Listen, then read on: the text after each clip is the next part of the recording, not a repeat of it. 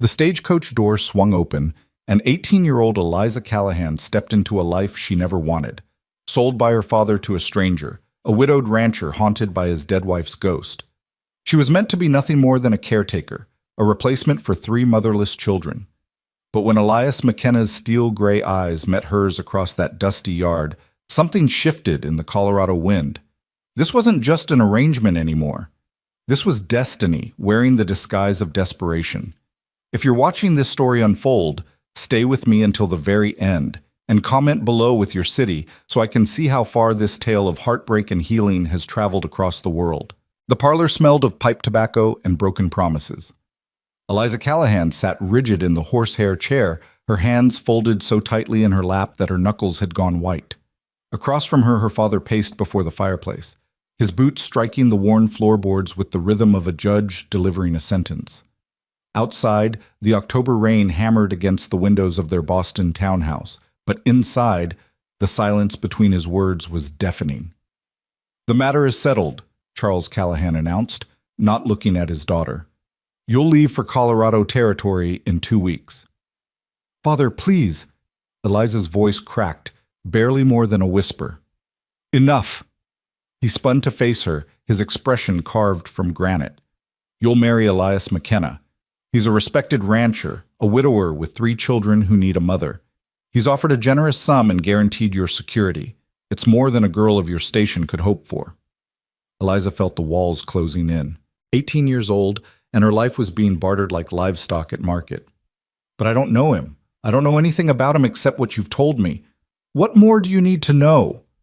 Her father's voice rose, frustration bleeding through his measured composure. "Your mother's medical bills have buried us in debt. The creditors are circling. This arrangement saves us all, Eliza. It saves you." The unspoken words hung in the air between them. Your mother's illness. Your fault we're here. It wasn't fair. None of it was fair. But Eliza had learned long ago that fairness was a luxury reserved for those with power, and she had none. She was a commodity, a solution to a problem, a warm body to fill a cold house thousands of miles away. "When?" she asked, her voice hollow. "The 15th. Your train leaves at dawn." 13 days. She had 13 days before her life as she knew it ended. That night, Eliza stood at her bedroom window and watched the rain turn to sleet. Somewhere out west, beyond the frontier settlements and past the edge of civilization, a man she'd never met was preparing to take her as his wife. Elias McKenna. Even his name felt foreign on her tongue, hard consonants and frontier roughness, nothing like the soft, cultured names of Boston society. She tried to imagine him. Widowed, her father had said. 3 children. A ranch in the Colorado Territory. In the letters that had been exchanged, negotiations really, conducted through her father without her knowledge until everything was decided, McKenna had included only the barest facts. Age 32. Wife deceased 18 months prior. Ranch of 800 acres. Children aged 8, 5, and 2. No photograph. No words of courtship. No pretense that this was anything other than what it was. A transaction. The next 2 weeks passed in a blur of preparations that felt more like funeral arrangements than wedding plans. Her mother, pale and weak in her sickbed, wept as she helped Eliza pack her trunk. "I'm so sorry," she whispered over and over. "I'm so sorry, my darling girl." "It's not your fault, Mama," Eliza replied, though part of her, the angry, frightened part she tried to suppress, wondered if that was true, if her mother hadn't fallen ill, if the medical bills hadn't mounted. If. Her few friends came to say goodbye, their eyes full of pity. They brought small gifts, a handkerchief, a pressed flower, a book of poems, tokens meant to comfort, but that only deepened her sense of being sent into exile. Margaret Thornton, her closest friend since childhood, gripped her hands and said with tears streaming down her face, "Write to me. Promise you'll write." "I promise," Eliza said, though she wondered what she would write about. "Dear Margaret, today I scrubbed floors for a man who regards me as little more than an unpaid servant. Today I mothered children who resent me for not being their real mother. Today I lay awake in a stranger's house, wondering how my life came to this." The morning of her departure arrived with cruel swiftness. The sky was still dark when her father shook her awake. She dressed in her traveling clothes, a sensible wool dress in deep blue, a practical choice that her mother had insisted upon, and came downstairs to find her trunk already loaded onto the waiting carriage. Her mother couldn't rise from bed to see her off. Eliza spent their final moments together in that dim bedroom, holding her mother's thin hand and trying to memorize every detail of her face. "Be brave, my love," her mother whispered, "and be kind. Kindness will see you through when nothing else will." "I'll try, Mama." "And Eliza?" Her mother's grip tightened. "Don't let bitterness take root in your heart. I know this isn't the life you dreamed of, but sometimes the paths we don't choose become the ones that lead us where we need to be." Eliza nodded, not trusting her voice. The train station was chaos, steam and noise, and crowds of people all going somewhere with purpose, while she felt like she was being carried away by a current she couldn't fight. Her father purchased her ticket: Boston to Chicago, Chicago to Denver, Denver to a tiny settlement called Pine Ridge, where McKenna would meet her, and pressed a small leather purse into her hands. "For emergencies," he said. "There's $50 inside. Don't spend it foolishly." "Thank you, Father." He looked at her then, really looked at her, and for a moment she thought she saw regret flicker across his face. But then the train whistle blew, and the moment passed. "You're doing the right thing, Eliza, for all of us." She wanted to scream that she wasn't doing anything. This was being done to her. But she only nodded and boarded the train. As it pulled away from the station, she pressed her face to the window and watched Boston disappear into the morning mist. Everything she'd ever known, everyone she'd ever loved, falling away with each turn of the wheels. She was unmoored, adrift, being carried toward an uncertain shore. The journey west was its own kind of torture. 3 days on trains that rattled her bones and stole her sleep. 3 days of watching the landscape transform from the familiar green hills of home to the endless flat prairie, then to the dramatic rise of mountains that looked like the very edge of the world. She shared train cars with other travelers, families heading west to claim homestead land, businessmen in dusty suits, a group of mail-order brides who chattered excitedly about the men waiting for them. Eliza couldn't bring herself to join their conversations. Their hope felt alien to her, incomprehensible. One of the brides, a cheerful girl named Sally with bright red hair, sat beside her on the second day. "You look awfully glum for a girl about to get married," she observed. "Is your fellow not handsome?" "I don't know," Eliza admitted. "I've never met him." Sally's eyes widened. "Truly? Well, that makes 2 of us. I've only seen a photograph of my John, but he looks strong as an ox. They say the ranchers out here need sturdy wives who can work hard. Are you sturdy?" Eliza looked down at her small hands, her slim frame. "No, I don't suppose I am." "Well, you'll toughen up quick enough," Sally said with confidence that Eliza envied. "The frontier makes steel out of silk, that's what they say. You'll see." But Eliza didn't want to be made into steel. She wanted to be left as silk, soft, and safe in the life she'd known. Denver came and went in a blur of elevation sickness and thinner air. Then came the final leg, a bone-rattling stagecoach journey from Denver to Pine Ridge through country so wild and beautiful it hurt to look at. Mountains thrust up against impossibly blue skies. Valleys rolled out in waves of gold and green. Eagles soared overhead, and once, in the distance, she glimpsed what the driver said was a herd of elk. It was magnificent. It was terrifying. The stagecoach carried only 3 passengers: Eliza, a grizzled prospector who smelled of whiskey and said nothing, and a stern-faced woman in widow's weeds who spent the entire journey reading her Bible and occasionally glancing at Eliza with what might have been sympathy or judgment. It was hard to tell. They stopped at way stations along the route, rough establishments where Eliza choked down whatever food was offered and tried not to think about the privies that were little more than holes in the ground. This was her life now, this rawness, this roughness. No more polished mahogany and gaslight. No more afternoon teas and piano recitals. This was the frontier, and she was being delivered to its heart. On the 4th day of travel, just as the afternoon sun began its descent toward the western peaks, the driver called down, "Pine Ridge ahead!" Eliza's heart began to pound. She smoothed her travel-rumpled dress and tried to tuck the loose strands of dark hair back into her bun. Her hands were shaking, Pine Ridge was hardly more than a collection of rough-hewn buildings clustered along a dirt main street. A general store, a saloon, what looked like a church, a few scattered houses. The stagecoach pulled up in front of the store, and the driver hauled down the luggage with practiced efficiency. "Someone meeting you, miss?" he asked. "Yes, I think so. Elias McKenna?" "McKenna, sure, I know him. Good man. Keeps to himself mostly since his wife passed, but solid as they come."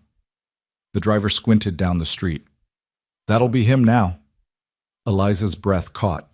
A man was walking toward them from the far end of the street, leading a horse and wagon. Even from a distance, she could see he was tall, broad-shouldered, moving with the easy confidence of someone who knew this land and his place in it. He wore a dark shirt, leather vest, and a wide-brimmed hat that shadowed his face. Her future husband. The reality of it hit her like a physical blow. This was happening. This was real.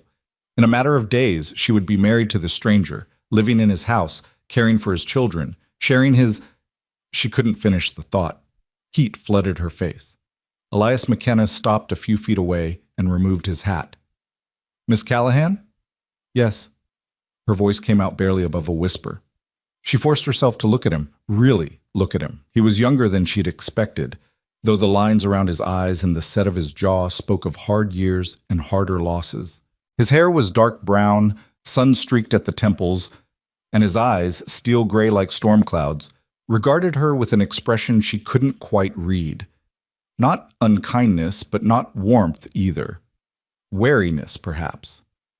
Assessment. He was, she realized with a start, handsome. Devastatingly so, in a rough-hewn way that had nothing to do with Boston society's standards and everything to do with the stark beauty of this wild place. The thought unsettled her almost as much as everything else. "I'm Elias McKenna," he said, his voice low and gravelly. "Welcome to Pine Ridge, Miss Callahan. I hope your journey wasn't too difficult."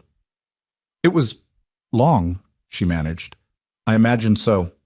He moved to collect her trunk, lifting it as though it weighed nothing. "The ranch is about an hour's ride from here. The children are eager to meet you." The children, his children, who would be her responsibility now. She'd been so focused on the marriage itself that she'd almost forgotten about them. 3 of them, Jacob, Claire, and baby Anna. She knew their names, but nothing else. "I'm eager to meet them as well," she said, though eager was far from the right word. Terrified. Overwhelmed. Completely unprepared. Elias secured her trunk in the back of the wagon and then offered his hand to help her up to the seat. His palm was calloused, rough against her soft skin, and the touch sent an unexpected jolt through her. She settled onto the wooden bench, trying to arrange her skirts, while maintaining some semblance of dignity. He climbed up beside her, and she was suddenly, acutely aware of how close they were. His shoulder was inches from hers. She could smell him, leather and sage and something else, something clean and masculine that made her feel strange and off balance. "We'll stop at the general store first," he said, not looking at her as he gathered the reins. "Mrs. Patterson wanted to meet you, and I need to pick up some supplies." "Of course." The general store was dim and crowded, every surface covered with goods, bolts of fabric, farming implements, canned goods, barrels of flour and sugar. A plump woman with gray hair and kind eyes bustled out from behind the counter the moment they entered. "Elias, and this must be Miss Callahan." She seized Eliza's hands before she could respond. "Oh, my dear, welcome. Welcome to our little town. We're so pleased you've come. Those poor children have needed a mother, and Elias here has been running himself ragged trying to manage everything alone." "Martha," Elias said quietly, a note of warning in his voice. "Oh, hush. I'm just welcoming the girl." Mrs. Patterson beamed at Eliza. "If you need anything, dear, advice, supplies, just a friendly ear, you come right to me. We women have to look after each other out here." "Thank you," Eliza said, genuinely touched by the warmth. "That's very kind." They spent another few minutes in the store while Elias collected his supplies, and Mrs. Patterson peppered Eliza with questions about her journey, her family, her experience with children. Eliza answered as best she could, aware of Elias standing nearby, listening to every word. Finally, they were back in the wagon, heading out of town along a rutted dirt road that wound between golden hills. The late afternoon sun painted everything in amber light, And despite her anxiety, Eliza couldn't help but be moved by the beauty of it all. The sky was so vast here, so open. It made her feel both impossibly small and somehow more real than she'd ever felt in Boston's narrow streets. "It's beautiful," she said softly. Elias glanced at her, surprised. "You think so?" "Yes, very much." Something in his expression softened slightly. "It is. Harsh sometimes, especially in winter, but beautiful. My wife—" He stopped abruptly, his jaw tightening. "It's beautiful. My wife." The ghost had been invoked, suddenly present in the space between them. Eliza looked down at her hands. "I'm sorry for your loss," she said quietly. "I can't imagine how difficult it must have been." "Thank you." His voice was stiff, formal. Then, after a long pause, "Miss Callahan, I want to be clear about the nature of this arrangement."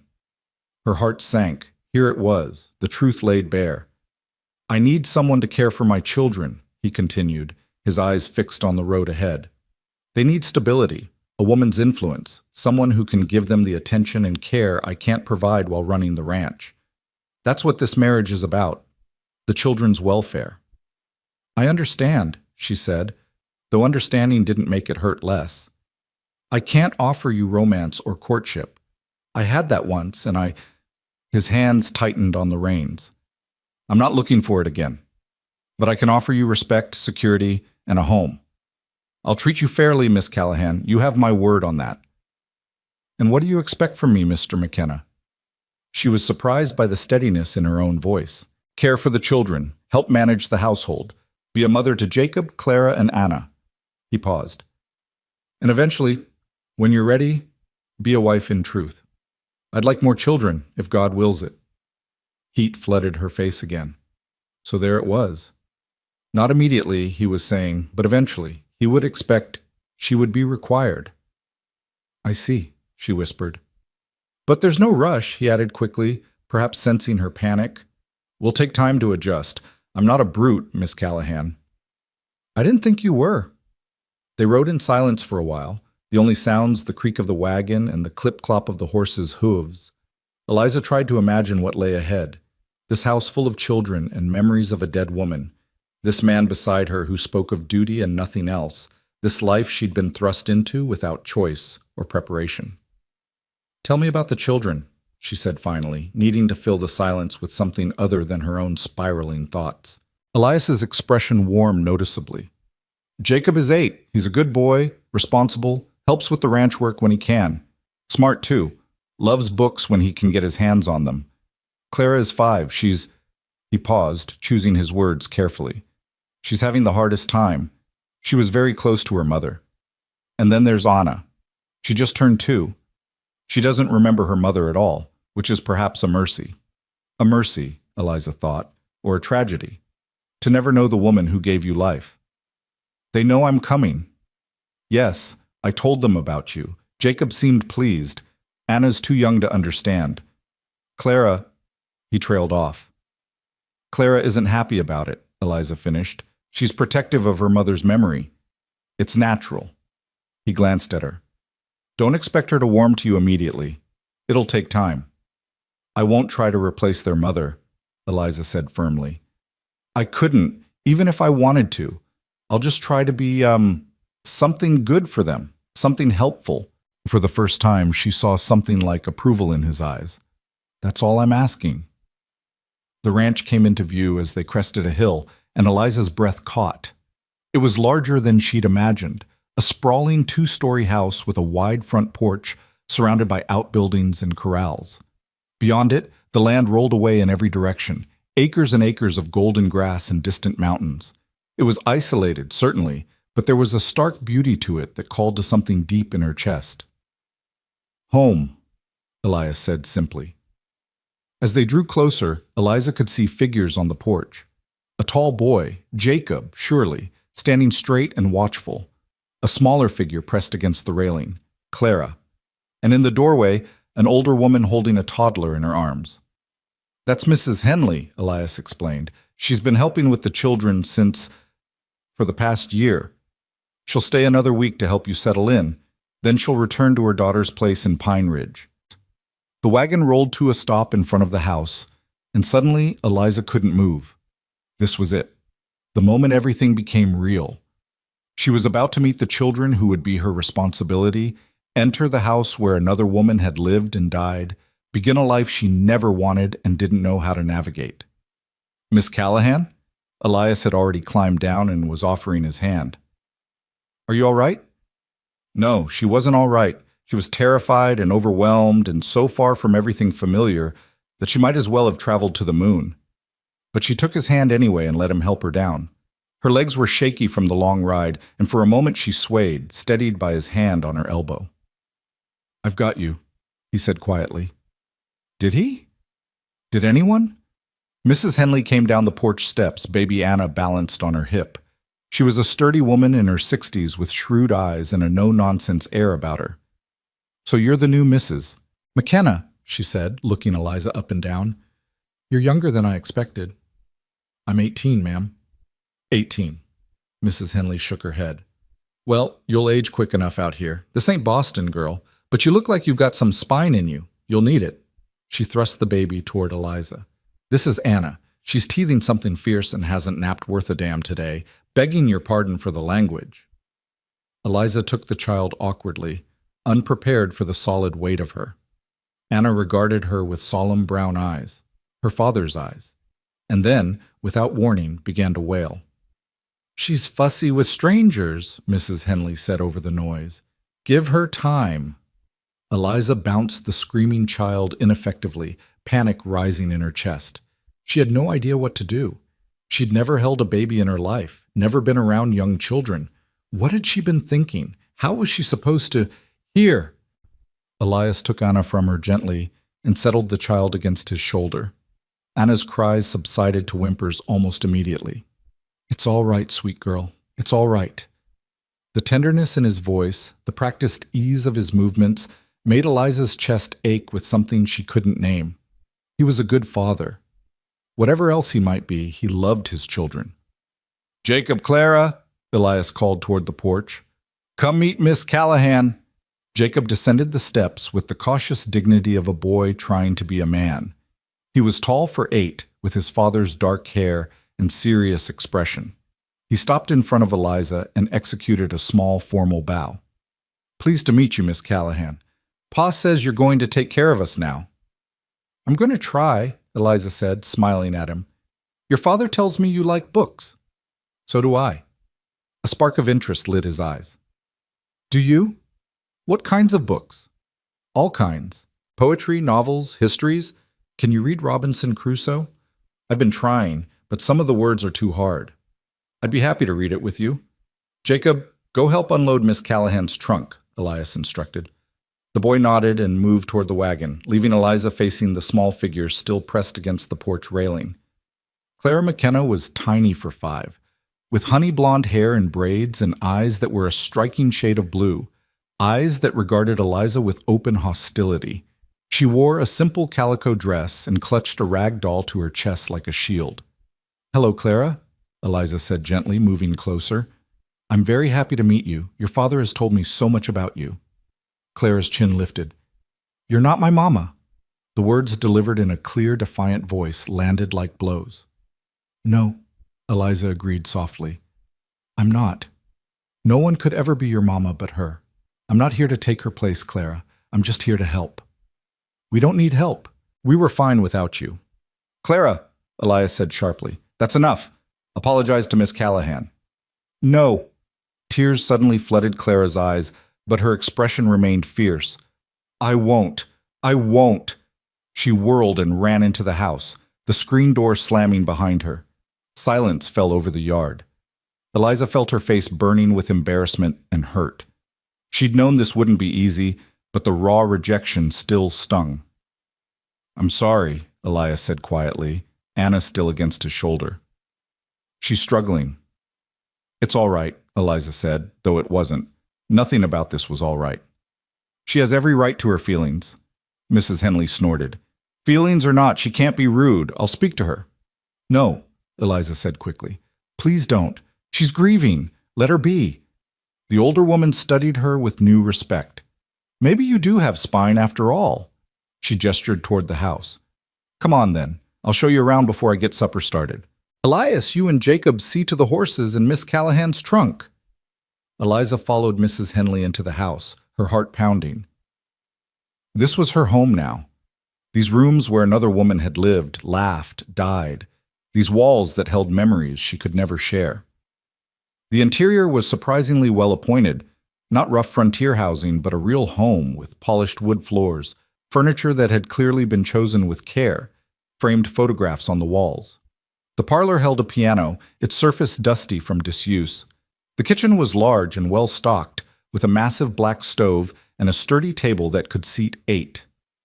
Second floor is bedrooms, Mrs. Henley explained, leading the way up the stairs.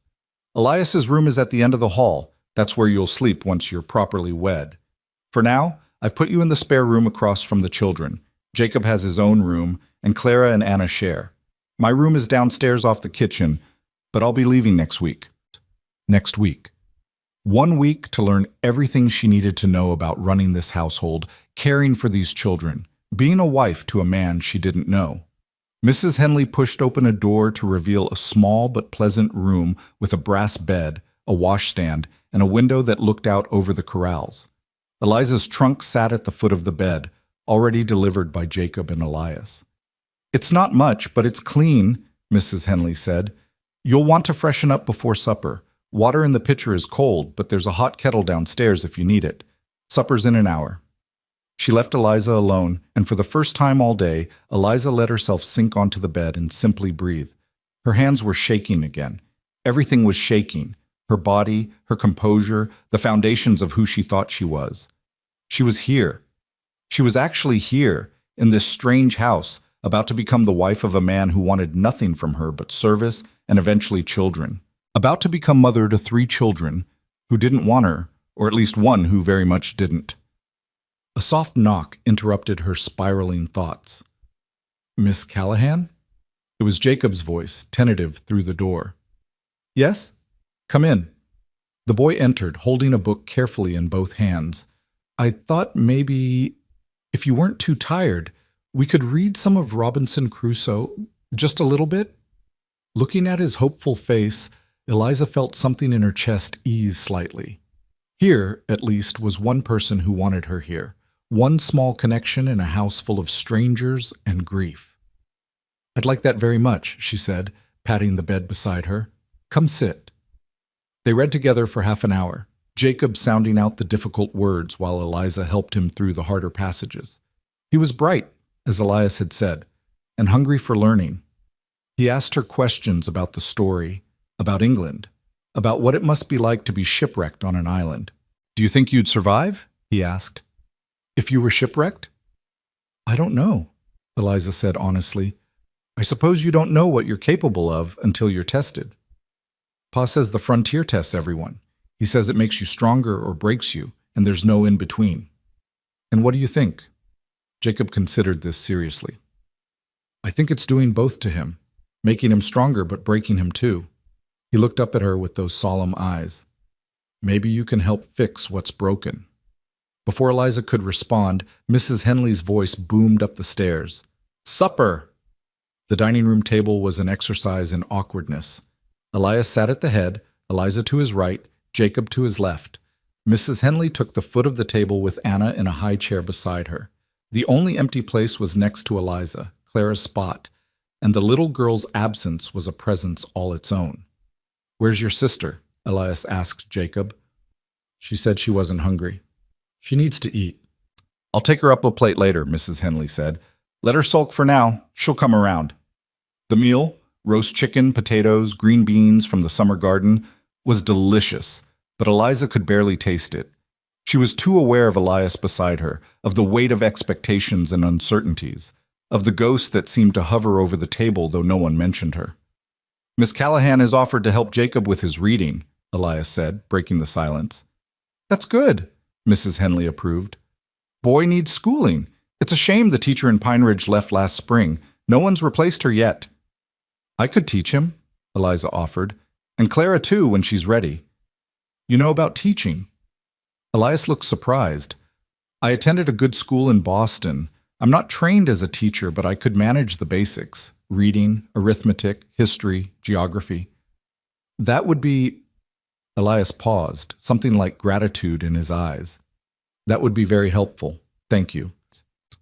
After supper, Mrs. Henley showed Eliza the rhythms of the household, where things were kept, how to work the temperamental stove, when the children needed to be put to bed. It was overwhelming, but Eliza took mental notes, determined to prove she could handle this even if she felt like she was drowning. When the children were settled, Jacob in his room with his book, Anna asleep in her crib, Clara still refusing to come out, Eliza found herself alone with Elias on the front porch. The sun had set, and stars were beginning to emerge in the darkening sky, more stars than she'd ever seen in her life. "I want to show you something," Elias said quietly. He led her around the side of the house to a small fenced area beneath a willow tree. Inside the fence were two wooden crosses, simply carved. The larger one read, "Sarah McKenna, beloved wife and mother, 1850 to 1882. Eliza's throat tightened. Sarah. Her name had been Sarah. "I wanted you to know where she is," Elias said, his hat in his hands, his voice rough. "She's part of this place, part of these children. I can't pretend she never existed, and I won't ask you to." "I wouldn't want you to," Eliza said softly. He looked at her then, really looked at her, and she saw the pain etched into every line of his face. This was a man still deep in grief, still bound to the woman buried beneath that willow tree. How could she ever compete with a ghost? How could she ever be enough? "I know this isn't fair to you," he said. "You're young. You should be courted properly, should have choices. But I'm grateful you're here. The children need you. The children need you. Not I need you. Not even welcome. Just the children." "I'll do my best by them," Eliza promised. "That's all I can offer." "It's enough." But as she lay in her narrow bed that night, listening to the unfamiliar sounds of this house settling around her, Eliza wondered if it would ever truly be enough. She was 18 years old, 1,200 miles from everything she'd known, married to a ghost as much as to a man. And tomorrow it would all become real. The wedding would bind her here forever. The morning sun was barely touching the horizon when Eliza woke to the sound of a rooster crowing and boots on hardwood floors. For a disoriented moment, she thought she was back in Boston, that the past weeks had been nothing but a fever dream. Then she opened her eyes to unfamiliar walls, and reality crashed down like cold water. Today was her wedding day. There was no excitement, no flutter of anticipation, just a heavy inevitability settling into her bones. In a few hours, she would stand before a minister and promise herself to a man who saw her as a solution to a problem. She would become Mrs. Elias McKenna, stepmother to 3 children, mistress of a house that still belonged to a dead woman. A soft knock pulled her from her thoughts. "Miss Callahan," Mrs. Henley's voice came through the door. "Time to get up. Reverend Michaels will be here at 10, and there's breakfast to make." Breakfast to make. On her wedding morning. Eliza almost laughed at the absurdity of it. She dressed quickly in the same blue traveling dress she'd worn yesterday. It was the nicest thing she owned, though hardly wedding finery. In Boston, girls spent months planning their weddings, choosing fabrics for gowns, selecting flowers, dreaming of cathedral ceremonies with hundreds of guests. Eliza would have a quick ceremony in a rancher's parlor with a handful of witnesses and no white dress to mark the occasion. The kitchen was already warm when she entered, Mrs. Henley at the stove and Jacob sitting at the table carefully cutting slices of bread. The boy looked up and gave her a tentative smile. "Morning, Miss Callahan. Are you nervous?" "Terrified," Eliza admitted, surprising herself with her honesty. Mrs. Henley turned from the stove with a knowing look. "That's natural enough. Every bride gets the jitters. You'll settle in soon enough." "But I'm not every bride," Eliza wanted to say. Every bride isn't purchased like cattle. Every bride isn't replacing a ghost. "Where's your father?" she asked Jacob instead.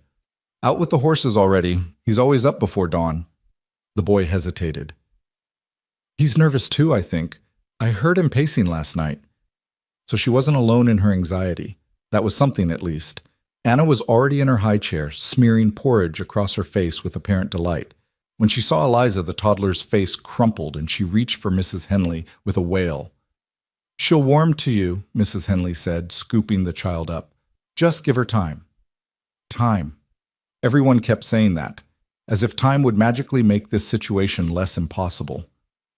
Clara didn't appear for breakfast. When Eliza asked, Mrs. Henley just shook her head. Still in her room. Stubborn as her mother was, that one. The words hung in the air.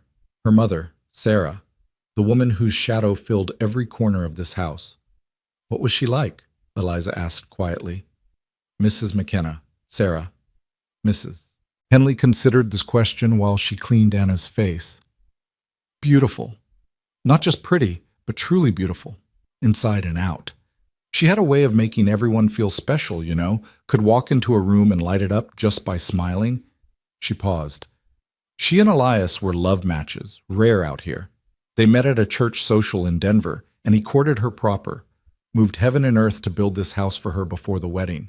She wasn't cut out for frontier life, came from a good family, had education and refinement, but she never complained, just loved her family and made the best of it.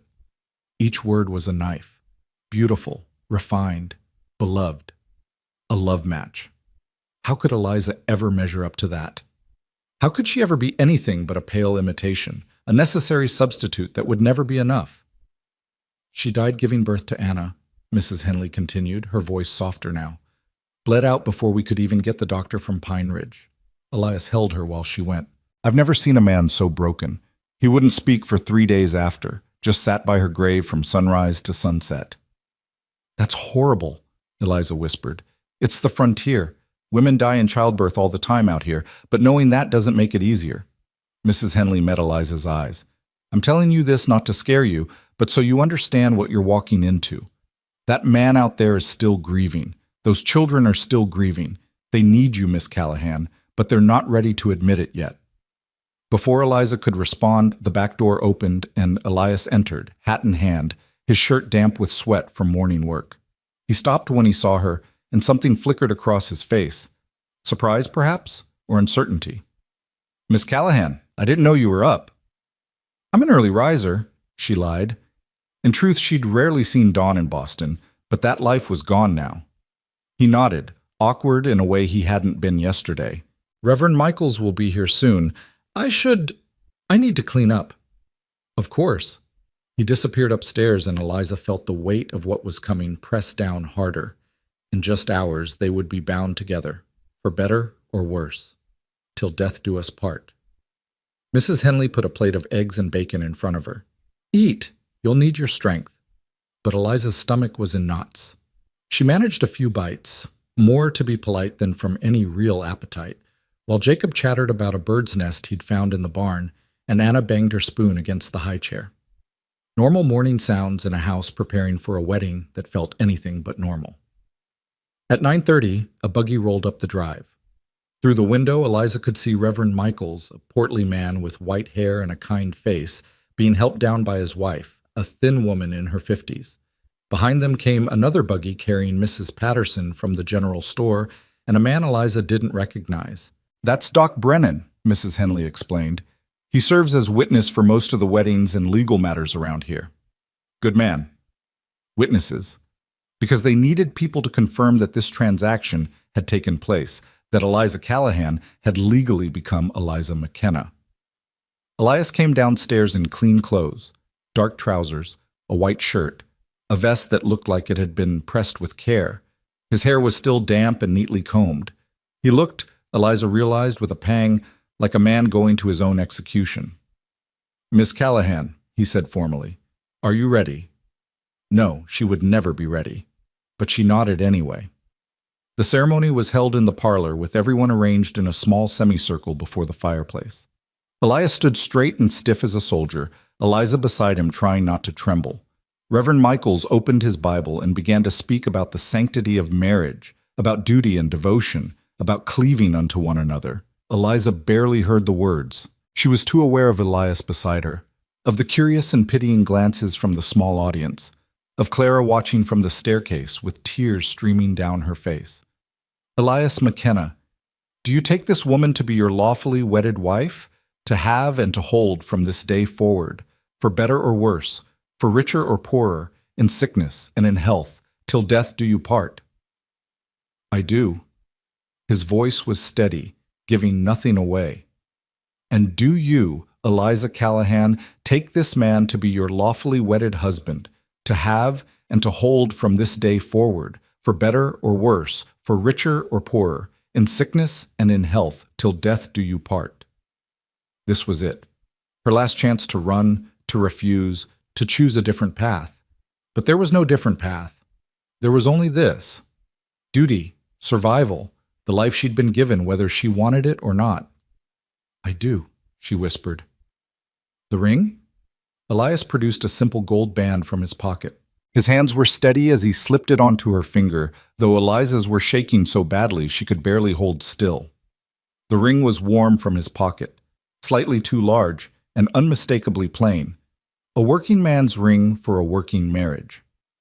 By the power vested in me by the territory of Colorado, I now pronounce you man and wife.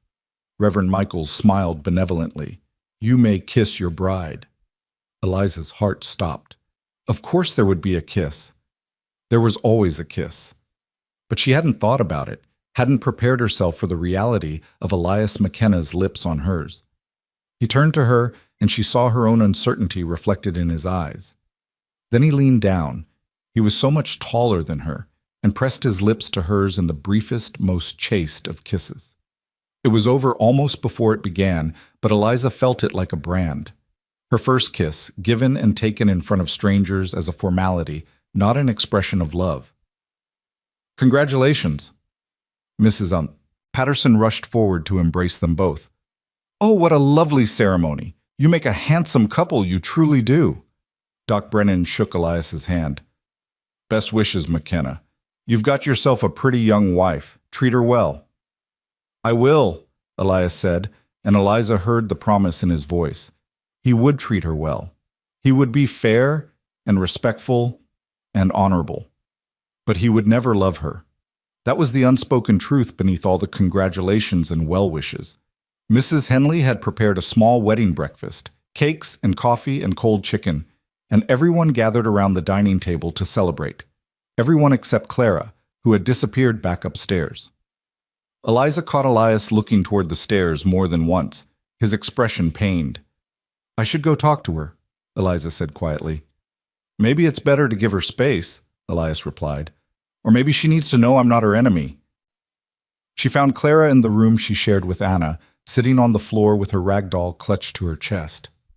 The little girl's face was blotchy from crying, her blue eyes red-rimmed and defiant. Go away, Clara said immediately.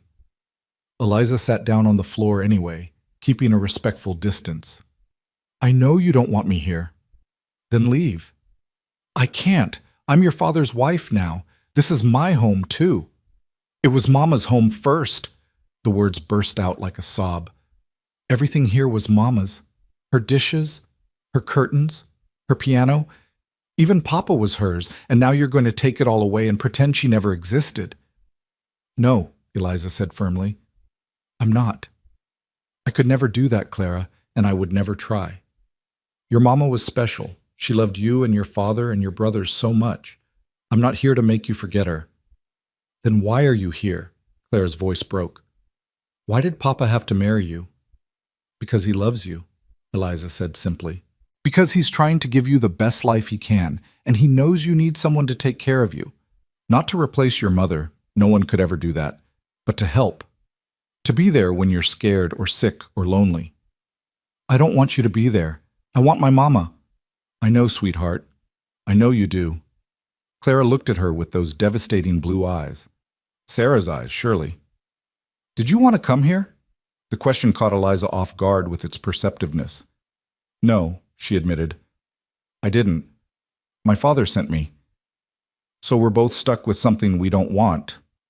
I suppose we are. Eliza managed a sad smile. But maybe we can make the best of it together. I'm scared too, Clara. I'm far from home, and I don't know what I'm doing, and I miss my mother terribly. We're not so different, you and I. For a moment, she thought she saw Clara's expression soften, but then the little girl's jaw set stubbornly. You're still not my Mama.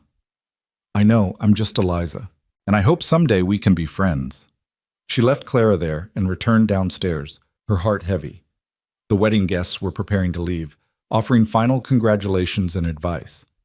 Mrs. Patterson pulled Eliza aside and pressed a small package into her hands.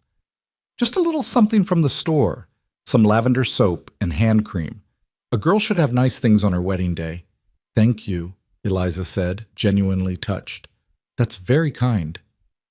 And if you ever need to talk, dear, woman to woman, you know where to find me. Mrs. Patterson lowered her voice. It's not easy, being a wife, especially to a man still mourning, but you're stronger than you look, I can tell. After the guests departed, an awkward silence fell over the house. Elias retreated to his study to work on ranch accounts. Mrs. Henley took Anna down for a nap. Jacob disappeared to the barn with a book, and Eliza stood in the middle of the parlor, now officially mistress of this house, with no idea what to do with herself. She wandered through the rooms, seeing them with new eyes. This was her home now. These were her responsibilities. The piano in the corner was dusty. She could clean it. The curtains in the dining room needed mending. She could fix them. The garden visible through the kitchen window was overgrown. She could tend it. Small tasks, manageable tasks, ways to make herself useful and necessary. She found Mrs. Henley in the kitchen preparing lunch. Can I help? The older woman looked surprised. It's your wedding day. You should be resting. I'd rather be useful. Mrs. Henley studied her for a long moment, then nodded. All right then. You can start by learning how to make Elias's favorite stew. He'll appreciate a familiar meal tonight. They worked side by side, Mrs. Henley explaining the rhythms of the household as they chopped vegetables and browned meat. The children needed breakfast at 7, lunch at noon, supper at 6. The stove needed to be stoked 3 times a day. Water had to be hauled from the pump behind the house. Laundry was done on Mondays, ironing on Tuesdays. The chickens needed feeding every morning, eggs collected every afternoon. It was overwhelming, but Eliza absorbed it all, determined to prove she could manage. She'd been raised to be a gentleman's wife in Boston, to pour tea and play piano and make polite conversation at dinner parties. Now she needed to become something else entirely, a frontier woman, capable and strong. That night at supper, Eliza served the stew she'd helped prepare. Elias took his first bite and paused, his expression unreadable. It's good, he said finally. Thank you. Such simple words, but they felt like victory. After the meal, after the children were in bed, Eliza found herself alone with Elias in the parlor. He sat in an armchair by the fire, and she perched on the settee, both of them acutely aware that they were now husband and wife, that this was their wedding night, that expectations loomed unspoken in the space between them. I want you to know, Elias said, breaking the painful silence, that I meant what I said yesterday. There's no rush. We can take time to adjust before we're husband and wife in all ways. Relief and something else. Disappointment, hurt, ward in Eliza's chest. Thank you. That's considerate. I've moved some of your things into my room, he continued, not meeting her eyes, for appearances in front of the children and Mrs. Henley. But you can sleep there alone tonight. I'll stay in the spare room. Where will you sleep after Mrs. Henley leaves? We'll figure it out. He stood abruptly. I should check on the horses before bed. Good night, Mrs. McKenna. Mrs. McKenna. She was Mrs. McKenna now. She climbed the stairs to the room that was now supposed to be hers, theirs. It was larger than the spare room, with a 4-poster bed covered in a beautiful quilt, a wardrobe, a dressing table with a mirror. And everywhere, traces of Sarah. A hairbrush on the dressing table, bottles of perfume, a shawl draped over a chair. Eliza felt like an intruder. This was Sarah's room, Sarah's space. How could she possibly sleep here, surrounded by another woman's belongings? She changed into her nightgown and climbed into the big bed, feeling small and lost in its expanse. Outside, she could hear the wind picking up, whistling around the corners of the house. In the distance, a coyote howled. This was her wedding night, and she'd never felt more alone. The next morning, Mrs. Henley began teaching Eliza the more complex aspects of running the household: how to manage the temperamental stove, how to churn butter, how to preserve vegetables for winter. Eliza's hands, soft from her Boston life, quickly blistered and ached, but she pushed through the pain, determined to master these skills. Clara continued to avoid her, but Jacob became a constant companion. He followed her from room to room, asking questions, offering to help, clearly starved for attention and conversation. In him, Eliza found her first real ally. "What was Boston like?" he asked one afternoon as they hung laundry together. "Crowded," Eliza said, pinning one of his shirts to the line. "So many people and buildings that you can barely see the sky. Nothing like here." "Do you miss it?" "Sometimes. I miss my mother and my friend Margaret. But—" She paused, surprised by her own words. "I'm starting to see the beauty here, too. The sky is so big, and the mountains are magnificent. Pa says the mountains are God's cathedral. He used to take Mama up into the hills to see the wildflowers every spring." Jacob's face fell. He hasn't gone since she died. Another piece of the puzzle. Another glimpse into the life that had been and the grief that remained.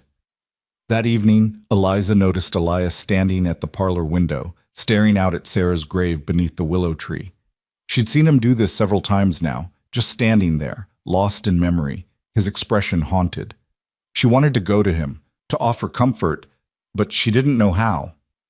They were married but strangers, bound by law but separated by grief and circumstance. Later, as she helped Clara and Anna prepare for bed, Clara still resistant but slightly less hostile, she heard raised voices from downstairs. Moving to the top of the stairs, she could make out Elias and Mrs. Henley in the kitchen. "You're going to have to let her in eventually," Mrs. Henley was saying. "That girl is trying her best, and you're treating her like hired help." "I treat her with respect," Elias replied, his voice tight. "Respect isn't enough. She's your wife, Elias. She deserves more than cold courtesy." "What do you want from me, Martha?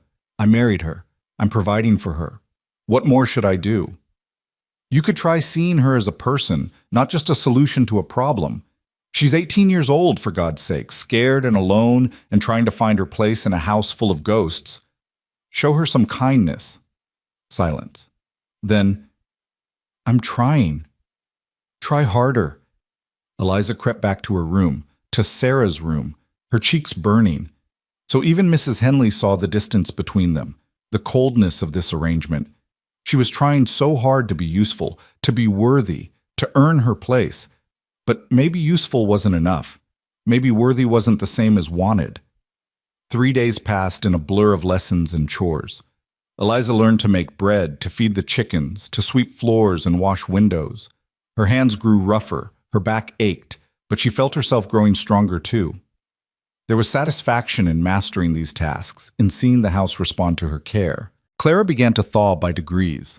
She didn't speak to Eliza directly, but she stopped running away when Eliza entered a room. Once, Eliza caught the little girl watching her from the stairs as she played piano, tentatively, self-consciously, testing whether she was allowed to touch Sarah's instrument. "Do you know any songs?" Clara asked suddenly. Eliza's hand stilled on the keys. "A few. Would you like to hear one?" Clara nodded, creeping down the stairs to perch on the edge of a chair. Eliza played a simple lullaby her mother used to sing, and as the notes filled the room, she saw Clara's expression soften. When the song ended, the little girl said quietly, "Mama used to play that one." "Did she? She had good taste. Will you play it again?" "As many times as you want." It was the first real conversation they'd had, and Eliza's heart lifted with hope. Maybe, just maybe, she could find her way into this child's heart. On the 4th day, Mrs. Henley announced it was time for her to return to her daughter's home in Pine Ridge. "You're ready," she told Eliza that morning. "You know what needs doing, and you're not afraid of hard work. You'll manage just fine." But as the older woman climbed into Elias's wagon for the ride to town, Eliza felt panic rise in her throat. She wasn't ready. She barely knew what she was doing. How could she possibly manage 3 children and a household on her own? "You'll do well," Mrs. Henley said, as if reading her thoughts. "Trust yourself. And be patient with Elias. He's a good man under all that grief. Give him time. Time. Always time." The house felt different with Mrs. Henley gone. Quieter, more intimidating. Suddenly, every decision was Eliza's to make, every problem hers to solve. When Anna woke from her nap crying and feverish, Eliza had to figure out how to bring down the fever. When Jacob tore his trousers, she had to mend them. When Clara refused to eat her vegetables, she had to find a way to coax her. By the end of that first day alone, Eliza was exhausted in ways she'd never experienced. Every muscle ached, her head pounded, and she wanted nothing more than to collapse into bed and sleep for a week. But there was still supper to make, children to bathe, a kitchen to clean. She was stirring a pot of soup when Elias came in from the barn. He stopped in the doorway, taking in the scene. Anna in her high chair covered in mashed carrots, Clara and Jacob at the table playing with wooden blocks, Eliza at the stove with flour in her hair and exhaustion written across her face. "How was your first day?" he asked. "Harder than I expected," she admitted, "but we survived." Something shifted in his expression. "You look tired." "I am tired. Why don't you sit down? I can finish supper." She stared at him in surprise. "You can cook?" "I've been doing it for over a year, Mrs. McKenna." Had to learn quick when Sarah... He trailed off, jaw tightening. "Sit, please." Too exhausted to argue, Eliza sank into a chair and watched as Elias moved around the kitchen with practiced efficiency. He finished the soup, sliced bread, poured milk for the children. His movements were sure and capable, so different from the stiff formality he usually showed her. "Papa's a good cook," Jacob said proudly. "He makes the best flapjacks." "Maybe he can teach me," Eliza said. Elias glanced at her. "Maybe." That night, after the children were in bed, they sat together in the parlor again. The silence was less awkward than before, filled instead with a tentative understanding. "Thank you," Eliza said, "for helping with supper. You looked like you needed it." He paused. "Mrs. Henley was right. I haven't been. I should be more helpful. This is new for you." "Everything is new for me," Eliza said softly. "But I'm trying." "I can see that." His eyes met hers, and for the first time she saw something other than grief and distance there. "You're doing well with the children. Better than I expected." It wasn't much, but it was something. A small recognition of her efforts, a crack in the wall he'd built around himself. "Clara played piano with me today," Eliza ventured. "Just for a few minutes, but it felt like progress." Elias's expression tightened. "Sarah used to play with her. She was teaching her before—" He stood abruptly. "I should check on the horses." And just like that, the ghost was back, standing between them like an insurmountable barrier. As October deepened into November, a rhythm began to establish itself. Eliza woke at dawn to start breakfast, got the children dressed and fed, spent mornings on housework and afternoons teaching Jacob his letters and numbers. Clara began joining their lessons, grudgingly at first, then with increasing interest. Anna grew accustomed to Eliza's presence, eventually allowing herself to be held without tears. The work was relentless, harder than anything Eliza had ever done in Boston. Her hands, once soft and pale, became rough and chapped. Her dresses grew loose as she lost weight from the constant activity, but she also felt herself changing in ways that had nothing to do with the physical. She was becoming capable, confident, stronger than she'd known she could be. Elias remained distant but not unkind. He helped with the children more than she'd expected, taking over their baths in the evenings, reading to them before bed. He fixed things around the house without being asked: a loose floorboard, a stuck window, the squeaky hinge on the pantry door. He left coffee warming on the stove for her each morning before he went out to the barn. Small gestures, but they meant something. One evening, Eliza was folding laundry when she came across a woman's dress in the basket, beautiful but worn, with delicate embroidery on the collar. Sarah's dress, she realized. Someone had packed it with the children's clothes. She held it up, studying the careful stitching, imagining Sarah wearing it, laughing in it, living in it. They were similar in size, she and Sarah. The dress would probably fit her. That was her favorite. Eliza spun to find Elias in the doorway, his expression unreadable. "I'm sorry," she said quickly. "I didn't mean to—" "It's all right." He stepped into the room, his eyes on the dress. She wore it to church every Sunday, said it made her feel pretty. His voice roughened. Everything made her feel pretty. She had a way of finding joy in the smallest things. Unlike me, Eliza thought. Unlike this arrangement that has no joy in it. "What should I do with it?" she asked quietly. Keep it. Alter it if you need to, or give it away. He swallowed hard. I can't keep holding on to everything. She's gone, and keeping her clothes won't bring her back. It was the most vulnerable she'd ever seen him, and something in Eliza's chest cracked open. I know I'm not her, she said softly. I know I never will be. But I'm here, Elias, and I'm trying to build something good for your children, for this family. I can't compete with her memory, but maybe I don't have to. Maybe there's room for both of us in this house. He looked at her then, really looked at her, and she saw surprise in his eyes. You're nothing like her, he said finally. The words stung, even though she'd just said them herself. But then he continued. She was sunshine and laughter, never met a stranger. You're quieter, more careful. But you're strong in ways she never had to be, and you're kind to my children even when they make it hard. That's worth something, Mrs. McKenna. That's worth a lot. It wasn't love, it wasn't even affection, but it was recognition, and for now, that was enough. The first snow came in mid-November, transforming the ranch into a winter wonderland overnight. Eliza woke to white covering everything, the world gone quiet and clean. The children were beside themselves with excitement, begging to go outside and play.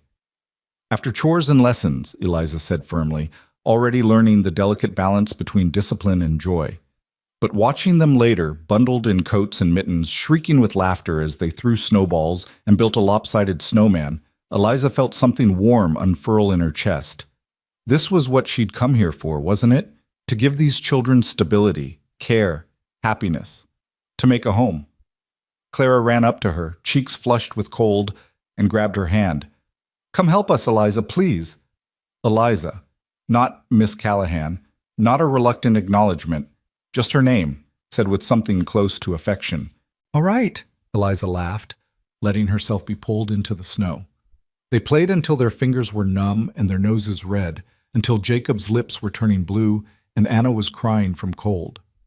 As they trooped back inside, tracking snow and chaos into the mudroom, Eliza caught sight of Elias watching from the barn door. The expression on his face was complicated, grief and longing and something else she couldn't quite name. That evening, as she was helping Clara into her nightgown, the little girl said suddenly, I had fun today. So did I. Mama used to play in the snow with us too. Before Anna was born, Clara's eyes filled with tears. I don't want to forget her. Eliza knelt down so they were eye to eye. You won't forget her, sweetheart. I promise. Your mama will always be part of you, in your memories and your heart. And it's okay to be happy, even though she's gone. She would want you to be happy. Do you really think so? I'm certain of it. Mothers always wanted their children to be happy. Clara threw her arms around Eliza's neck in a sudden, fierce hug. I'm glad you're here, she whispered, even though I didn't want you at first. Eliza held her close, tears stinging her own eyes. I'm glad I'm here too. It was the truth she realized with surprise. Despite everything, the fear, the exhaustion, the loneliness, there was something here worth holding on to. These children who were slowly becoming hers. This house that was gradually feeling like home. This life that was harder than anything she'd imagined, but also more real. Later that night, long after the children were asleep, Eliza sat at the kitchen table with a cup of tea, too tired to move but not quite ready for bed. The day's events played through her mind. Clara's hug, Jacob's laughter, Anna's sleepy weight in her arms, Elias's unreadable expression as he watched them play. She heard footsteps and looked up to find Elias in the doorway. You're up late, he observed. Just thinking. He poured himself coffee and, to her surprise, sat down across from her. They'd shared meals, shared space, but this felt different, more intimate, more deliberate. I saw you playing with the children today, he said. Clara hugged you. She did. He struggled for words. That's good. That's what she needs. She's a wonderful little girl. They all are. You've done well with them, especially given, she trailed off. Given that I had no idea what I was doing? His mouth quirked in something that might have been a smile. I'm still figuring it out. We both are. They sat in companionable silence for a moment, and Eliza felt the wall between them lower just slightly. Not disappearing, That would take much longer, but becoming less insurmountable. My mother used to tell me, Eliza said quietly, that sometimes the life you don't choose becomes the one you were meant for. I didn't understand what she meant at the time. I was so angry about being sent here, so resentful, but now. She looked around the kitchen, this room she'd learned to navigate, this home she was slowly making her own. Now I'm beginning to see what she meant. Elias studied her for a long moment. You're stronger than you look, Mrs. McKenna. Stronger than I gave you credit for. So are you, Mr. McKenna. Something passed between them then. Not love, not yet, but understanding. Mutual respect. The first tentative threads of partnership.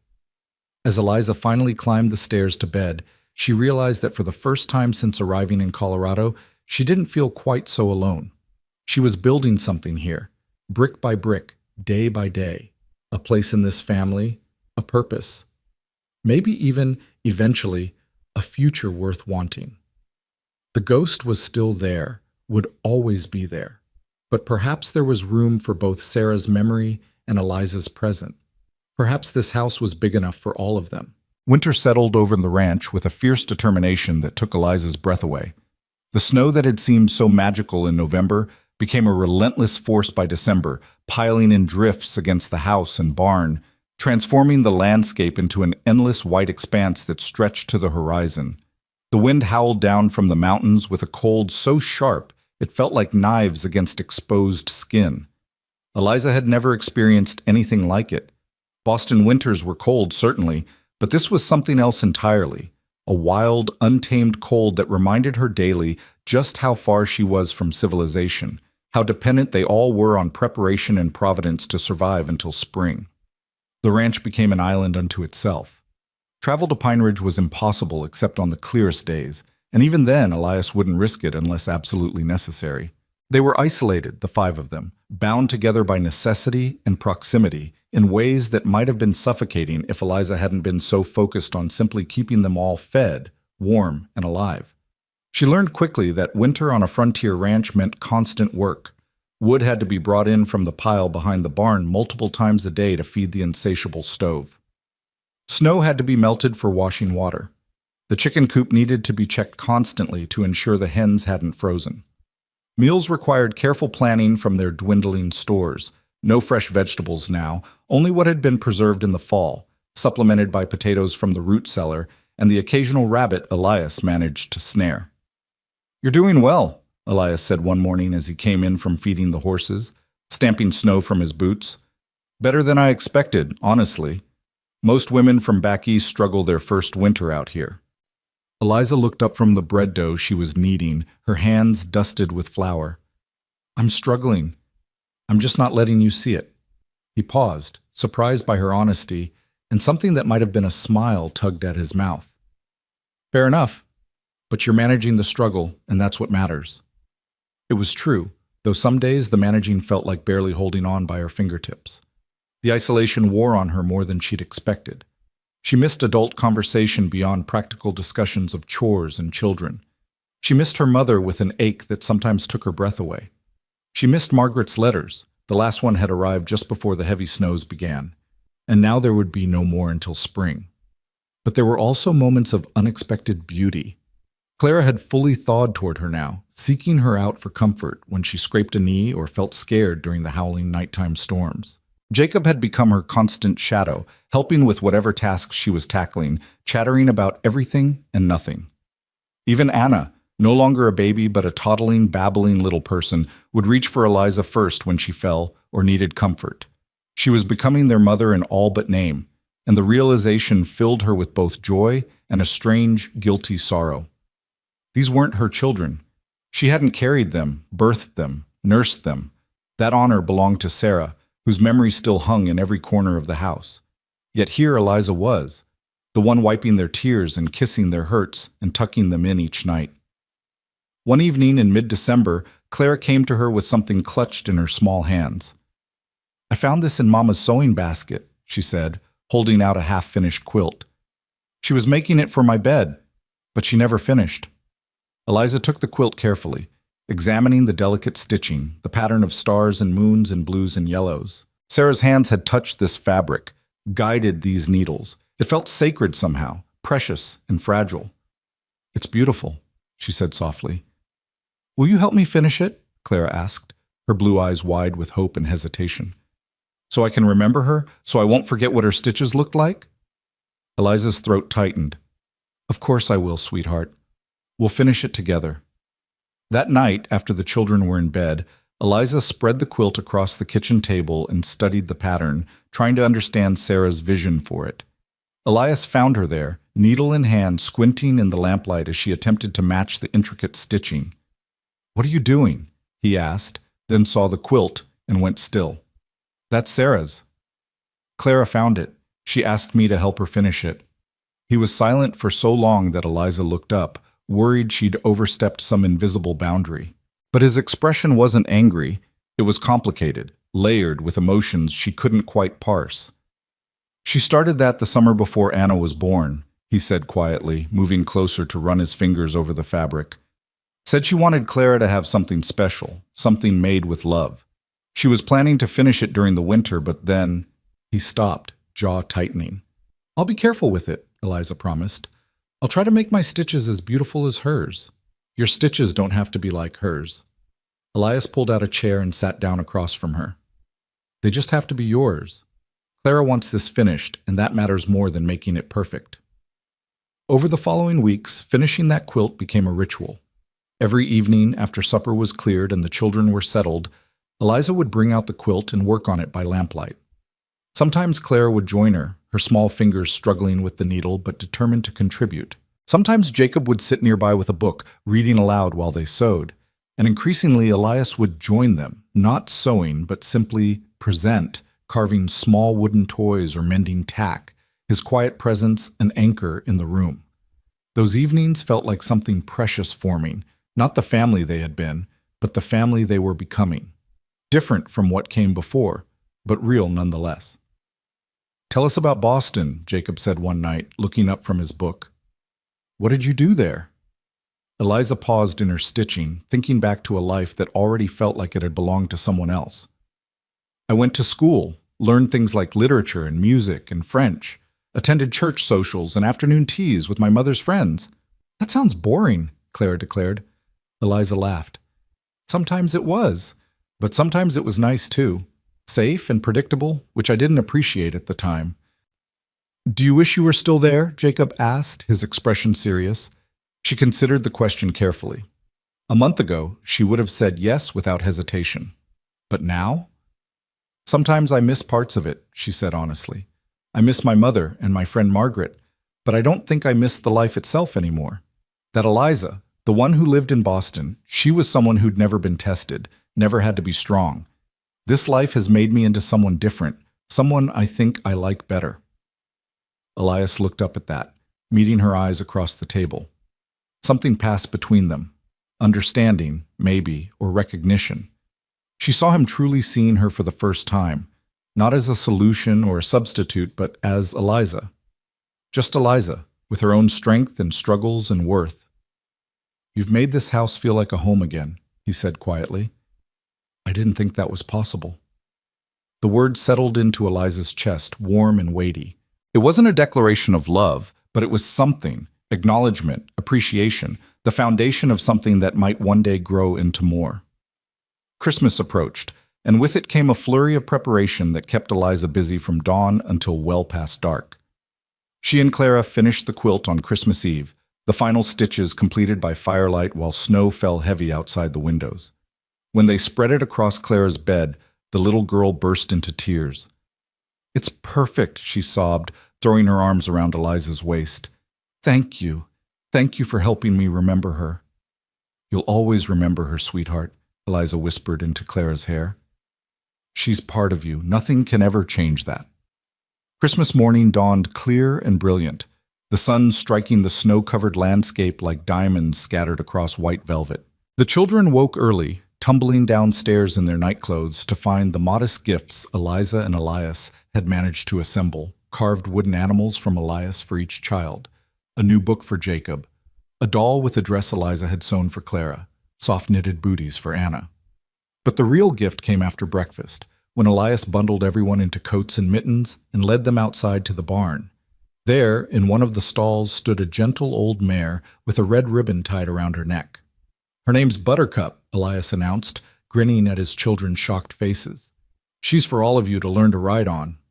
The children's shrieks of joy echoed through the barn, and even Eliza found herself laughing at their excitement.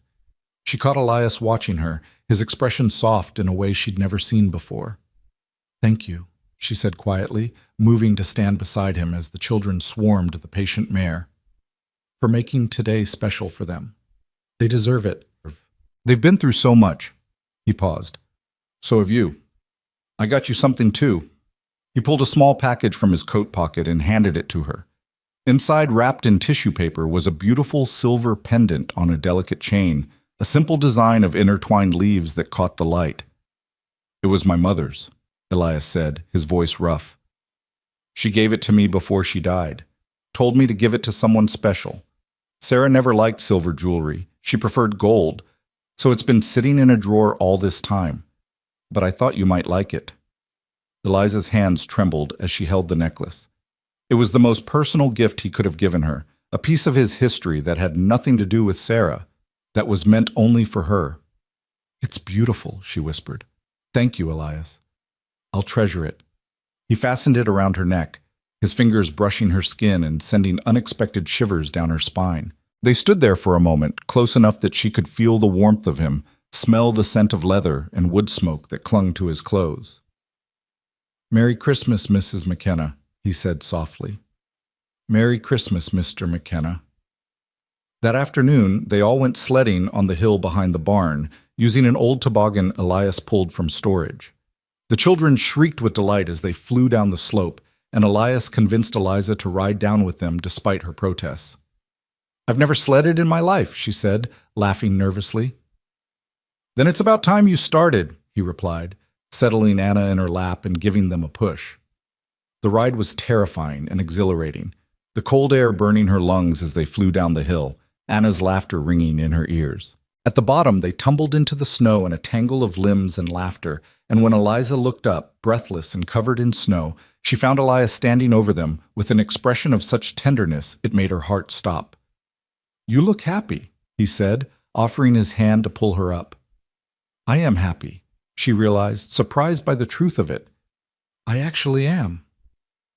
That night, after the children were finally asleep, exhausted from their exciting day, Eliza and Elias sat by the fire in the parlor. It had become their routine now, these quiet evening hours, when they could simply be two adults in companionable silence, not constantly in motion, not performing their roles as parents and partners. "This was a good day," Elias said, staring into the flames. "The first good Christmas since Sarah died. The children needed it." "What about you?" Eliza asked. "Did you need it?" He looked at her, surprise flickering in his gray eyes.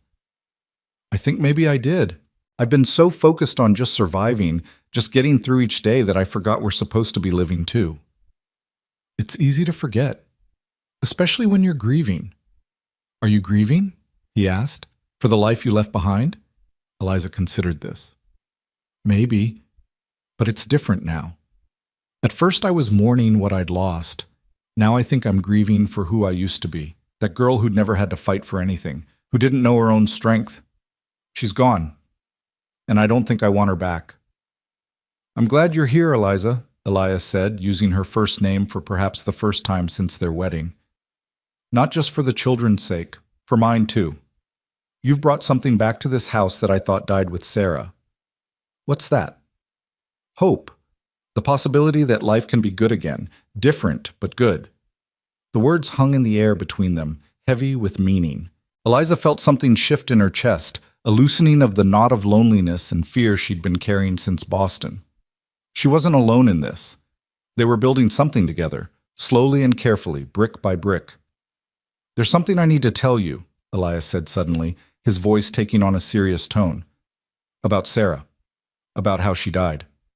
Eliza waited, her heart picking up speed. This was the story he'd been avoiding, the wound he'd been protecting.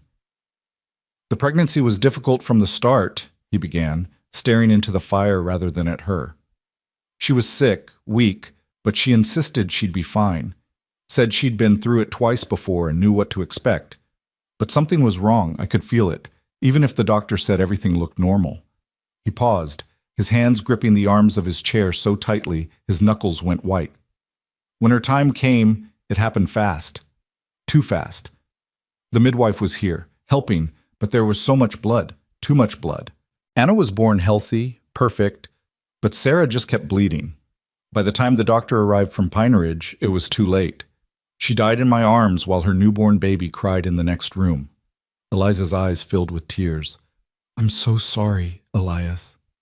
I promised her I'd take care of the children, that I'd make sure they knew how much she loved them. But I've been failing at that. I've been so lost in my own grief that I couldn't see they were drowning in theirs. Then you came, and you've done what I couldn't. You've helped them smile again, helped them remember that life goes on even when it feels impossible. You haven't failed them, Eliza said firmly. You've kept them safe and fed and loved. That's not failing, Elias. That's surviving an impossible situation. He finally looked at her, and she saw tears on his cheeks. She'd never seen him cry, hadn't imagined he would allow himself to be so vulnerable in front of her. "I didn't want to marry again," he said roughly. The thought of replacing Sarah felt like a betrayal, but I also knew I couldn't raise 3 children alone, couldn't give them what they needed. So I wrote those letters, made that arrangement with your father, and told myself it was just practical, just business. And now? Now I'm realizing you're not a replacement for Sarah. You're something else entirely, your own person, with your own strength and kindness. And I'm grateful for that. I don't want you to be Sarah. I want you to be Eliza. The words broke something open inside her, a dam she didn't know she'd built. Tears spilled down her cheeks, and before she could think better of it, she crossed the space between them and knelt beside his chair. "I don't want to be Sarah either," she said. "I just want to be enough as myself." "You are," he whispered, reaching out to cup her face in his rough, calloused hand. "You are enough, Eliza. More than enough." They stayed like that for a long moment, his hand on her face, her hands resting on his knees, something new and fragile forming in the space between them. Not love, not yet, but the possibility of it.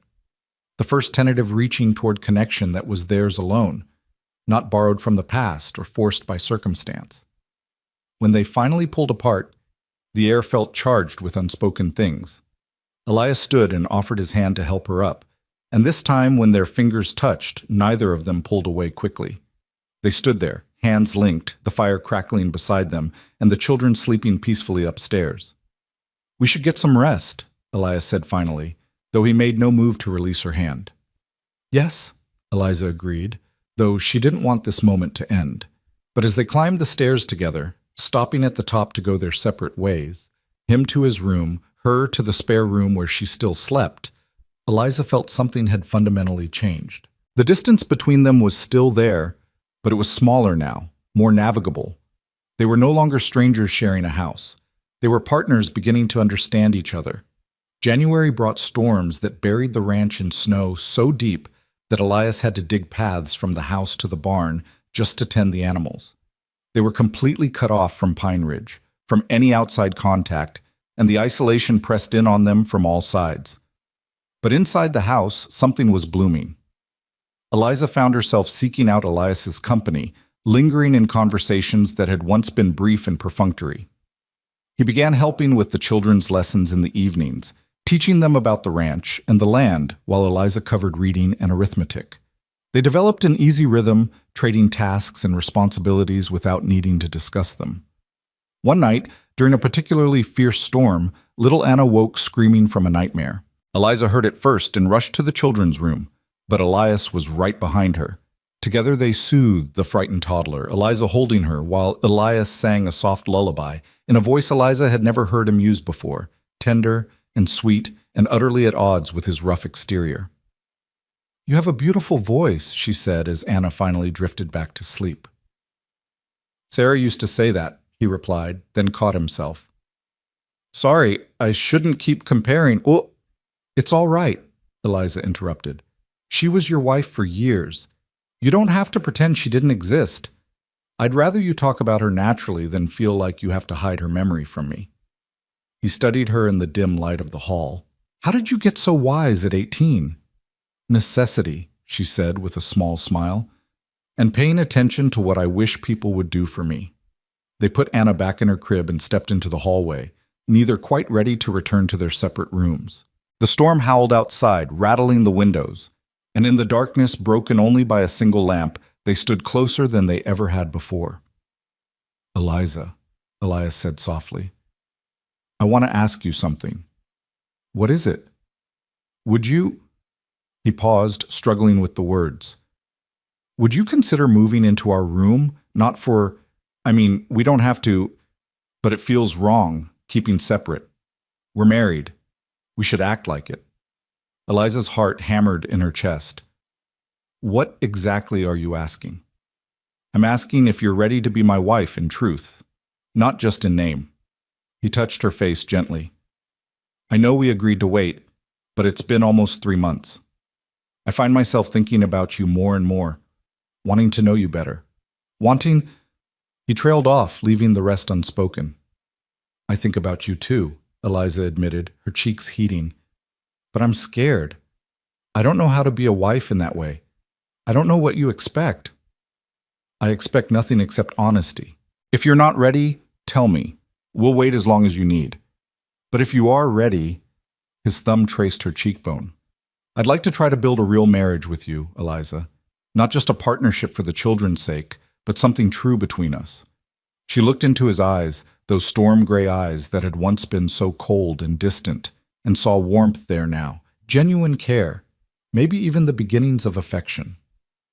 I'm ready, she whispered, or at least I'm willing to try. He leaned down slowly, giving her time to pull away, and kissed her.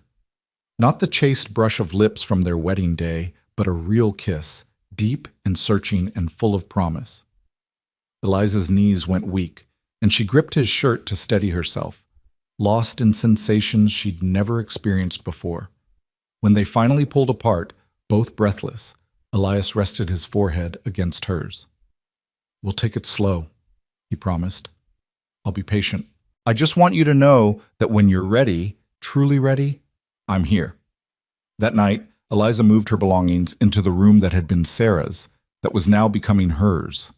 Elias helped her, moving the last of Sarah's personal items to a trunk in the attic at Eliza's gentle insistence. The children can have them when they're older, she said, but I need this space to be ours now, not a shrine to what was. He agreed, and as they worked together in the lamplight, Eliza felt the last piece of resistance fall away. This was her home, her room, her marriage. Not a replacement or a consolation prize, but something real that she and Elias were building together. When the room was finally arranged to her liking, Elias drew her into his arms. Are you sure about this? I'm sure, she said, and meant it. That night, in the darkness and the warmth of that big bed, Eliza became his wife in truth. It was awkward at first, fumbling and uncertain as they learned each other, but there was tenderness too, patience, care. Elias was gentle with her inexperience, guiding her through what she didn't know, showing her without words that this could be something beautiful between them. Afterward, lying in his arms with her head on his chest, listening to the steady thump of his heartbeat, Eliza felt something settle deep in her soul. This was where she belonged, not because she'd been sent here or because duty demanded it, but because she chose it. Because in this man, in these children, in this wild and beautiful place, she'd found something worth fighting for. Thank you, Elias murmured into her hair. For what? For giving me a second chance at this. At family, at partnership, at happiness. I didn't think I deserved it. You do deserve it, Eliza said firmly. And so do I. We both deserve to be happy, Elias. We both deserve to build something good from these ashes. February brought a brief thaw, a false spring that melted the snow and turned the world to mud. The children went wild with cabin fever, desperate to be outside after months of confinement, and Eliza spent half her time trying to keep them from tracking mud through the house. But there was laughter now, constant and unforced. There were smiles and teasing and moments of pure joy that would have been unimaginable 3 months ago. Claire had taken to calling Eliza Mama when she forgot herself, then catching herself with guilty eyes, but Eliza always reassured her it was all right.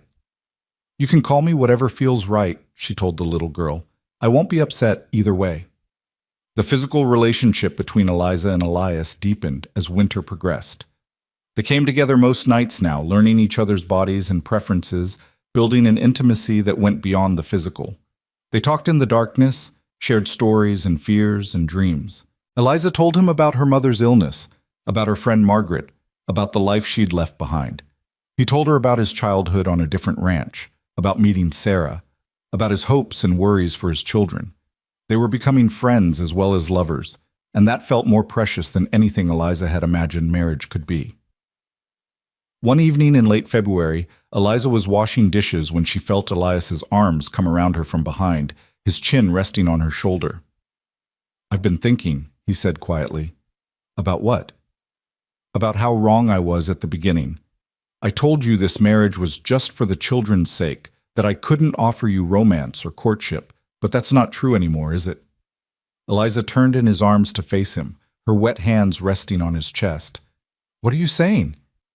"I'm saying I care about you, Eliza, not just as the mother of my children or as a partner in running this house, but as you, as the woman who makes me laugh when I thought I'd forgotten how, who challenges me and surprises me and makes me want to be better than I am."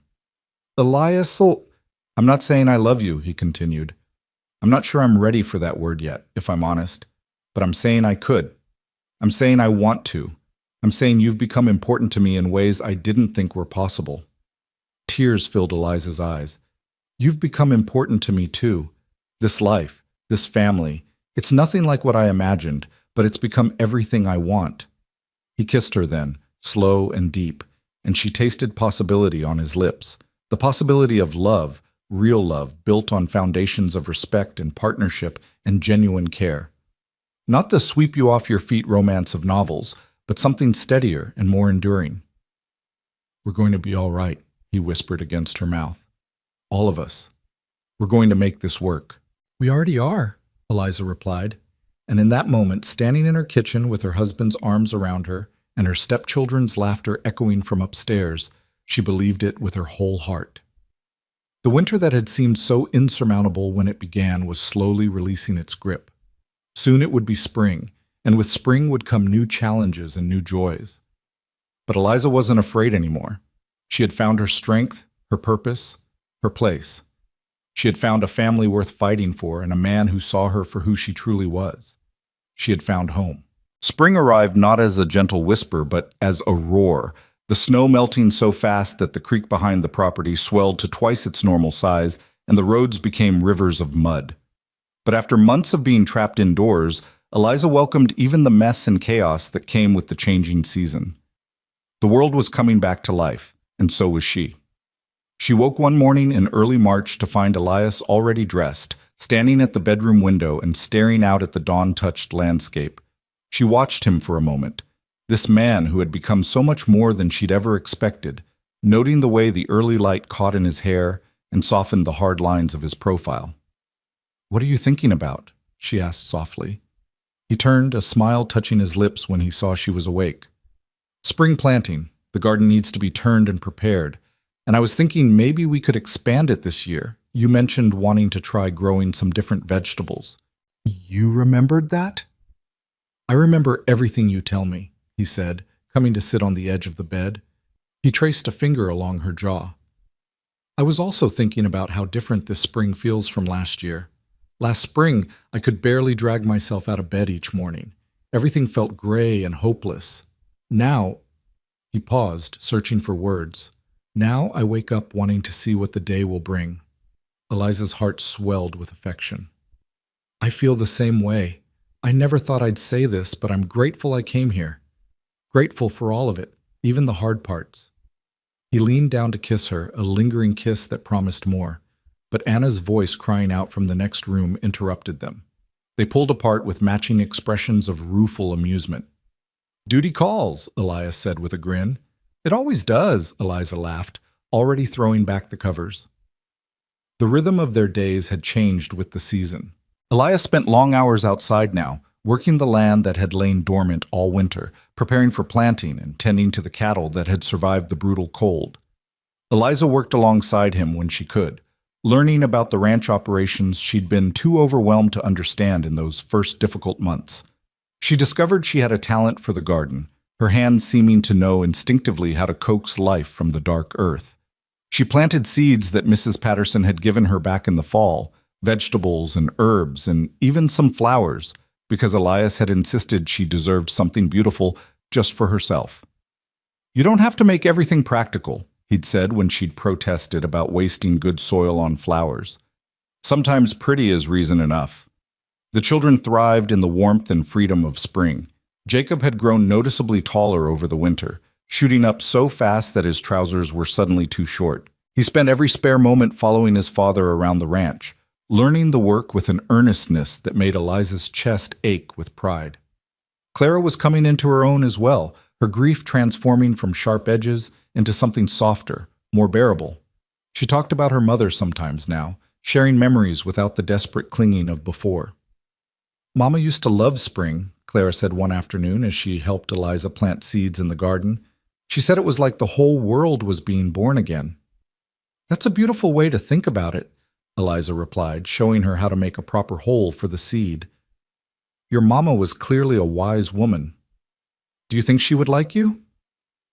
The question caught Eliza off guard. She sat back on her heels, considering it carefully. "I hope so. I think any mother would want someone who loves her children to be there for them. And I do love you, Clara. You and Jacob and Anna, very much." Clara looked at her with those piercing blue eyes. "I love you too. Is that okay? Am I allowed to love you both?" Eliza pulled the little girl into her arms, dirt and all. "Of course you are, sweetheart. Love isn't something that runs out. You can love your mother's memory and love me at the same time. There's room in your heart for both." "That's what Papa said too," Clara murmured into Eliza's shoulder. "He said loving you doesn't mean forgetting Mama. It just means our family is growing bigger." The words struck something deep in Eliza's chest. Elias had said that to his daughter? She blinked back tears and held Clara tighter, overwhelmed by the gift of acceptance, of belonging, of love freely given rather than grudgingly endured.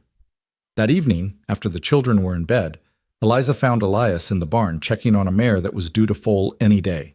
She leaned against the stall door and watched him work, his hands gentle and sure as he ran them over the horse's swollen belly. "Clara told me what you said to her," she said quietly, "about loving both Sarah and me." Elias glanced up, his expression unreadable in the dim light. "I meant it. I've been thinking a lot about what it means to move forward without forgetting the past. I'll always love Sarah. She gave me my children, built this ranch with me, loved me when I was young and stupid and thought I knew everything. But that doesn't mean there's no room for you." "And is there room?" Eliza asked, her heart in her throat. "For me, I mean, not just as the children's caretaker or your partner in running the house, but as someone you could actually love?" He stood and came to her, cupping her face in both hands. "Eliza, I think I already do love you. I've been fighting it because it felt disloyal, but the truth is, you've made your own place in my heart. Not Sarah's place, your place. And it gets bigger every day." "Elias," her voice broke on his name. "I love the way you sing when you think no one's listening," he continued, his thumbs brushing away the tears on her cheeks. "I love how you always put extra sugar in Jacob's porridge because you know he likes it sweet. I love how you've learned every aspect of this ranch because you wanted to understand my world. I love your strength and your kindness and the way you look at me like I'm something more than just a broken widower trying to hold his family together." "You're so much more than that," Eliza whispered. "You're the best man I know. Strong and honorable and capable of so much love even after everything you've lost." He kissed her then, deep and desperate, pouring everything he couldn't say into the press of his lips against hers. When they finally pulled apart, both breathing hard, he rested his forehead against hers.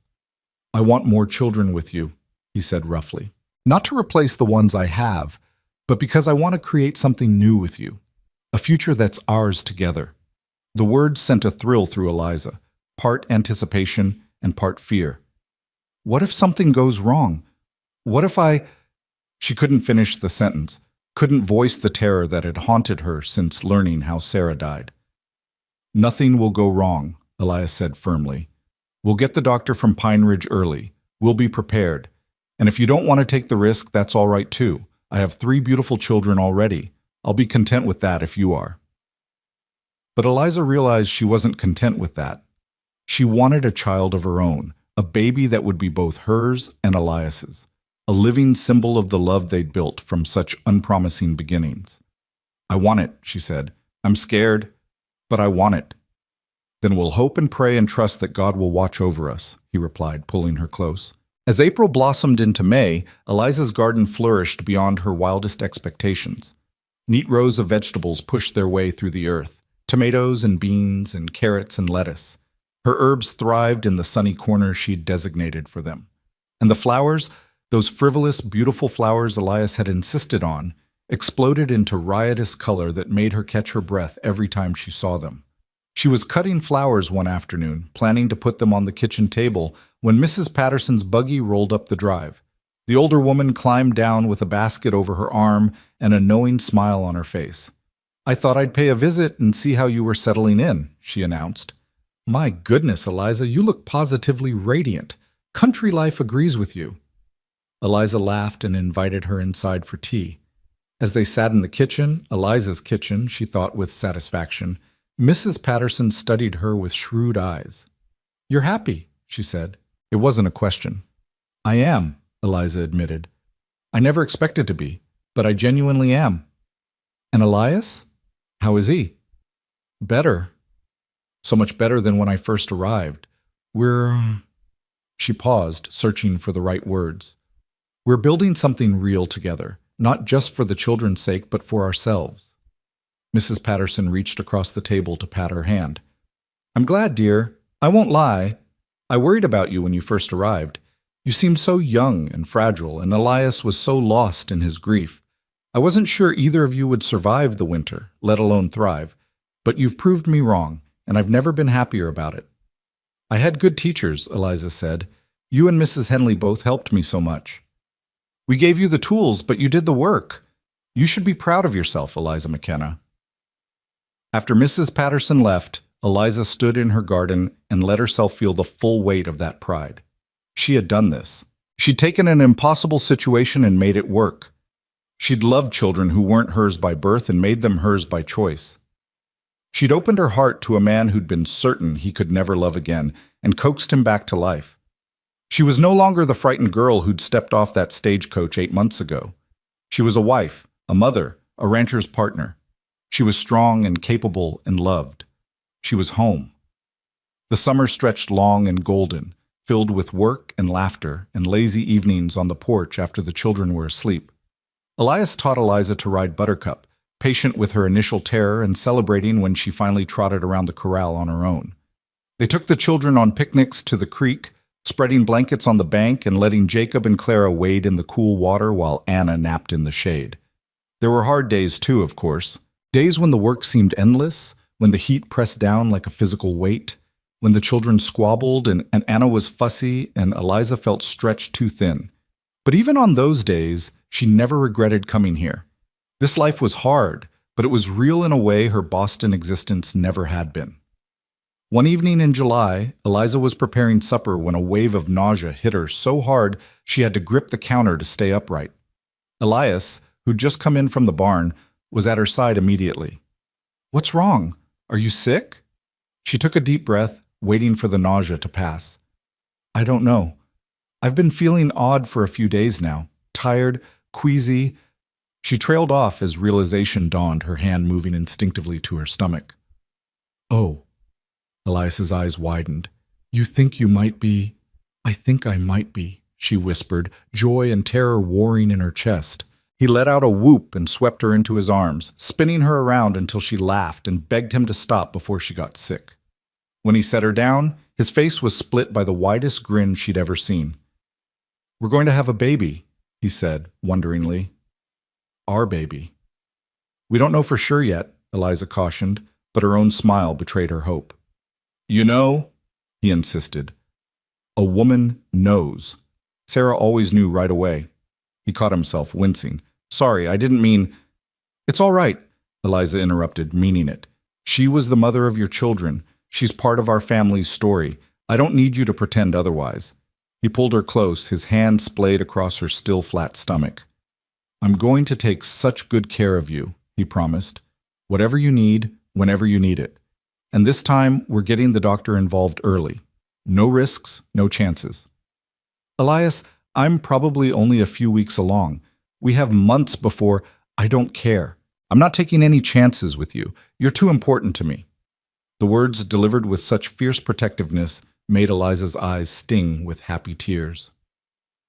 I love you, she said, the words coming easily now. I love you so much. I love you too, he replied, kissing her forehead, her cheeks, her lips. More than I thought possible. You've given me back my life, Eliza. You've made me whole again. They told the children at supper, and the announcement was met with mixed reactions. Jacob was thrilled, already planning how he'd teach his new sibling everything he knew. Clara was uncertain, her face clouding with worry. Will the baby make you go away like Mama did? She asked in a small voice.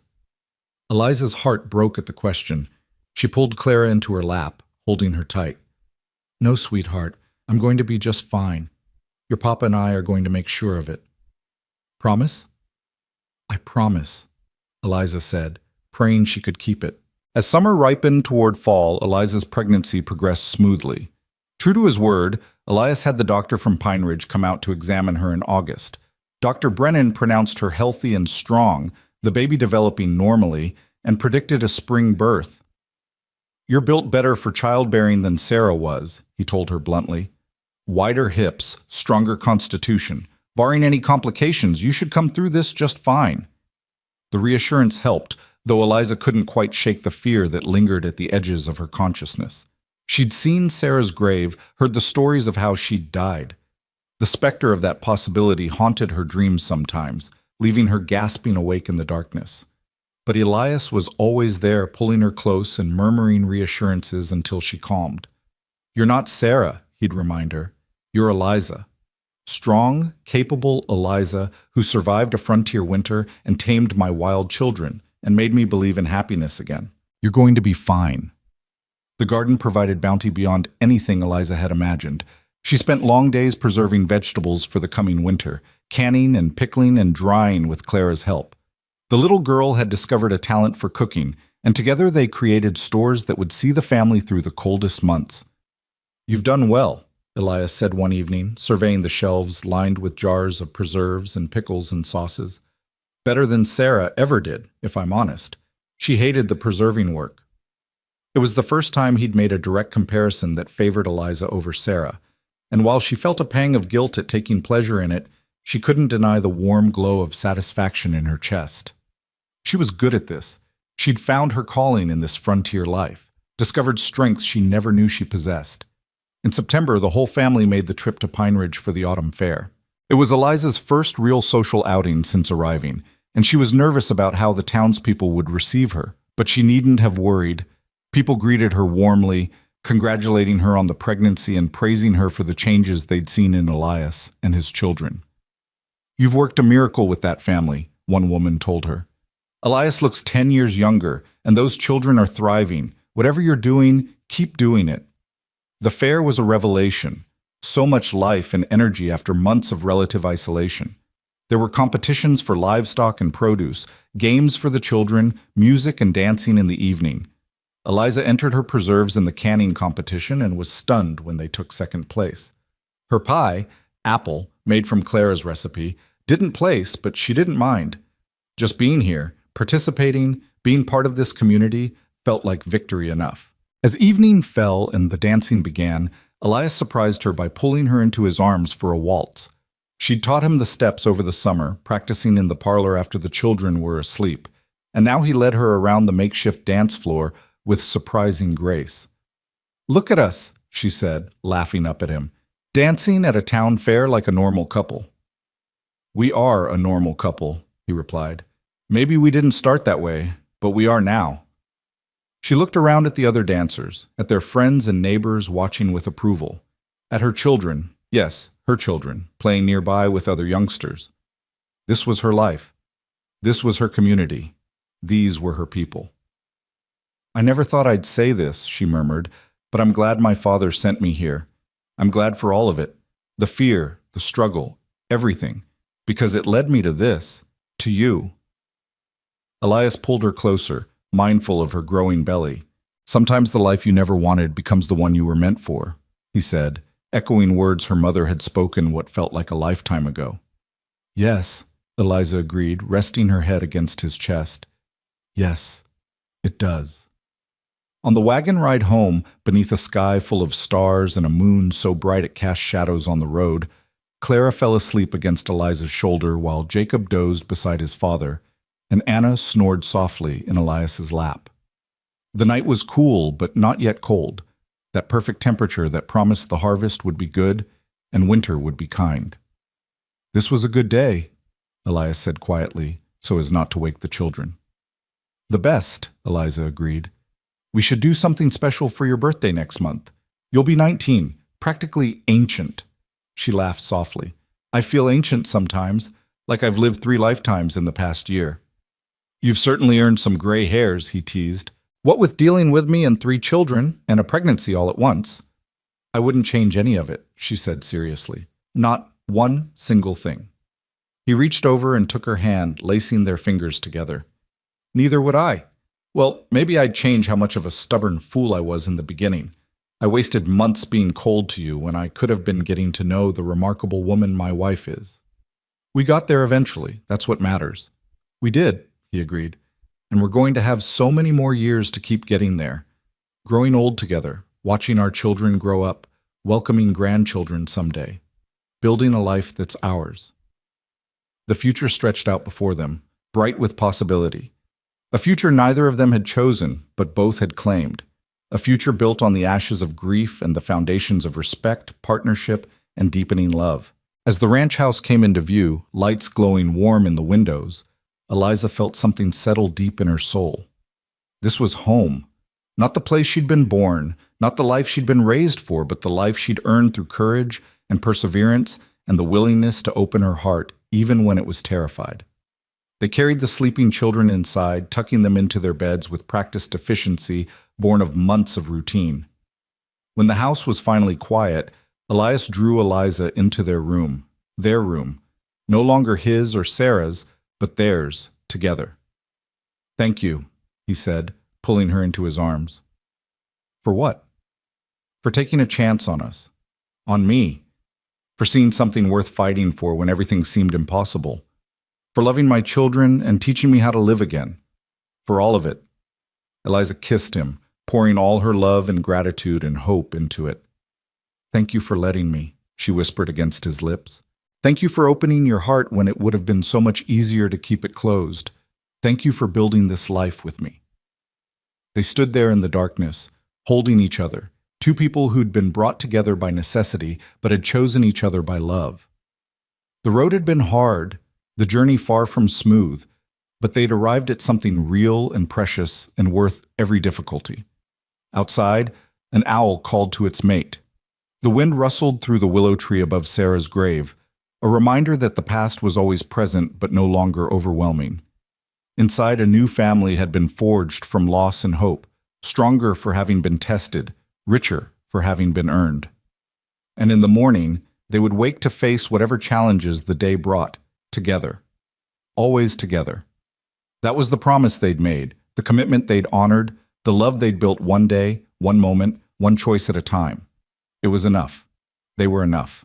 And the life they were creating, imperfect, difficult, beautiful, was more than either of them had dared to dream possible. October painted the Colorado landscape in shades of gold and crimson, the aspens on the mountainsides burning bright against the deep blue sky. Eliza's 19th birthday came and went with a small celebration, a cake Clara had helped bake, wildflowers Jacob had picked, and a new shawl Elias had commissioned from Mrs. Patterson, soft wool in a deep green that brought out the color of Eliza's eyes. You spoil me, she'd said, running her hands over the fine weave. Not nearly enough, Elias had replied, kissing her temple. You deserve the world, and all I can give you is a shawl. but he was wrong. He'd given her so much more than that. He'd given her a home, a family, a purpose. He'd given her his heart, slowly and carefully, like the precious gift it was. And now, with her belly growing round with their child, he was giving her the future she'd never dared to imagine. The pregnancy progressed through autumn with only minor discomforts. Eliza tired more easily now, her back aching from the extra weight she carried, but she refused to let it slow her down completely. There was too much to do. Winter preparations to complete, children to care for, a household to run. Elias fretted constantly, trying to take tasks away from her, but she stubbornly insisted on maintaining her routine. "I'm pregnant, not an invalid," she'd remind him when he tried to stop her from hanging laundry or kneading bread. "You're carrying my child," he'd counter. "That makes you the most precious thing in this world to me. Let me help." They compromised, as they'd learned to do on so many things. She would do the lighter tasks and accept his help with the heavier ones. She would rest when she needed to, but wouldn't be confined to bed like some delicate flower. It was a dance they were still learning, this balance between his protectiveness and her independence, but they were getting better at it with each passing day. In November, as the first serious snows began to fall, Eliza received a letter that made her hand shake as she opened it. The handwriting on the envelope was her mother's. Shakier than it used to be, but unmistakably hers. She'd written faithfully to her mother since arriving in Colorado, long letters detailing her new life, the children, her growing feelings for Elias. Her mother's responses had been infrequent, limited by her illness and the difficulty of getting mail during the winter months. But this letter had made it through, and Eliza clutched it like a lifeline as she read. "My dearest Eliza," her mother wrote, "your last letter brought me such joy I wept for an hour afterward. To know that you are happy, that you have found love in such an unlikely place, fills my heart with more gratitude than I can express. I was so afraid we had condemned you to misery by sending you west, but you have proven once again that you are stronger and wiser than any of us knew. Your father asks about you constantly, though he would never admit it. He misses you terribly and regrets that circumstances forced his hand in arranging your marriage. But even he can see from your letters that you have flourished in ways you never could have here. I pray every day for your health and the health of your baby. I dream of meeting my grandchild someday, of seeing the life you have built with my own eyes. Perhaps when spring comes and travel is easier, we might visit? I know it is much to ask, but I long to see you, my darling girl." Eliza pressed the letter to her chest, tears streaming down her face. Her mother wanted to visit. Her mother was proud of her.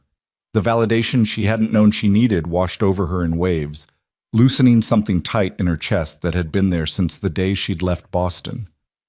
Elias found her in the parlor, still holding the letter, her face wet with tears. He was beside her in an instant, pulling her into his arms. "What's wrong? Is it bad news?" "No," she managed through her tears. "Good news. The best news. My mother wants to visit in the spring. She's proud of me, Elias. She's proud of the life we've built." He held her while she cried, understanding that these were tears of relief and joy rather than sorrow. When she finally calmed, he took the letter and read it himself, a smile crossing his face. "Of course they can visit," he said. "This is your home. Your family is welcome here any time." "Even my father?" Eliza asked tentatively. The man who'd sold her into this arrangement was not high on Elias's list of favorite people. "Even your father," Elias confirmed. "He did us both a favor, even if his methods were questionable. If he hadn't sent you here, I'd still be a miserable widower stumbling through life. So yes, I can forgive him. I might even thank him." Eliza laughed through her tears and kissed him. "Have I told you lately that I love you?" "Not in the last hour," he teased. "I was starting to worry. I love you. Impossibly, completely, forever." "Forever sounds about right," he agreed, pulling her close. Winter settled in with the same fierce intensity as the year before, but this time Eliza was prepared. She knew what to expect, how to manage the constant work of keeping the household running in brutal cold. More than that, she had Elias truly beside her now, not as a distant employer, but as a partner and lover who anticipated her needs and supported her without being asked. The children had grown and changed so much in the past year. Jacob, now 9, was becoming a capable ranch hand, taking on responsibilities that would have seemed impossible for someone his age back in Boston. Clara had blossomed into a confident, happy child who called Eliza Mama without hesitation now, who brought her wildflowers and told her secrets and trusted her completely. And Anna, no longer a baby but a chattering toddler, knew no other mother than Eliza and clung to her with fierce devotion. Christmas came again, their second together, and it was everything the first had been and more. They decorated the house with pine boughs and holly, baked cookies until the kitchen smelled like heaven, sang carols around the piano while snow fell softly outside. Elias had carved elaborate wooden toys for each child, a horse for Jacob, a doll's cradle for Clara, a pull toy duck for Anna. Eliza had sewn new clothes for everyone, her stitches neat and sure now, nothing like the fumbling attempts of a year ago. On Christmas morning, as they all gathered around the tree, Elias handed Eliza a small box.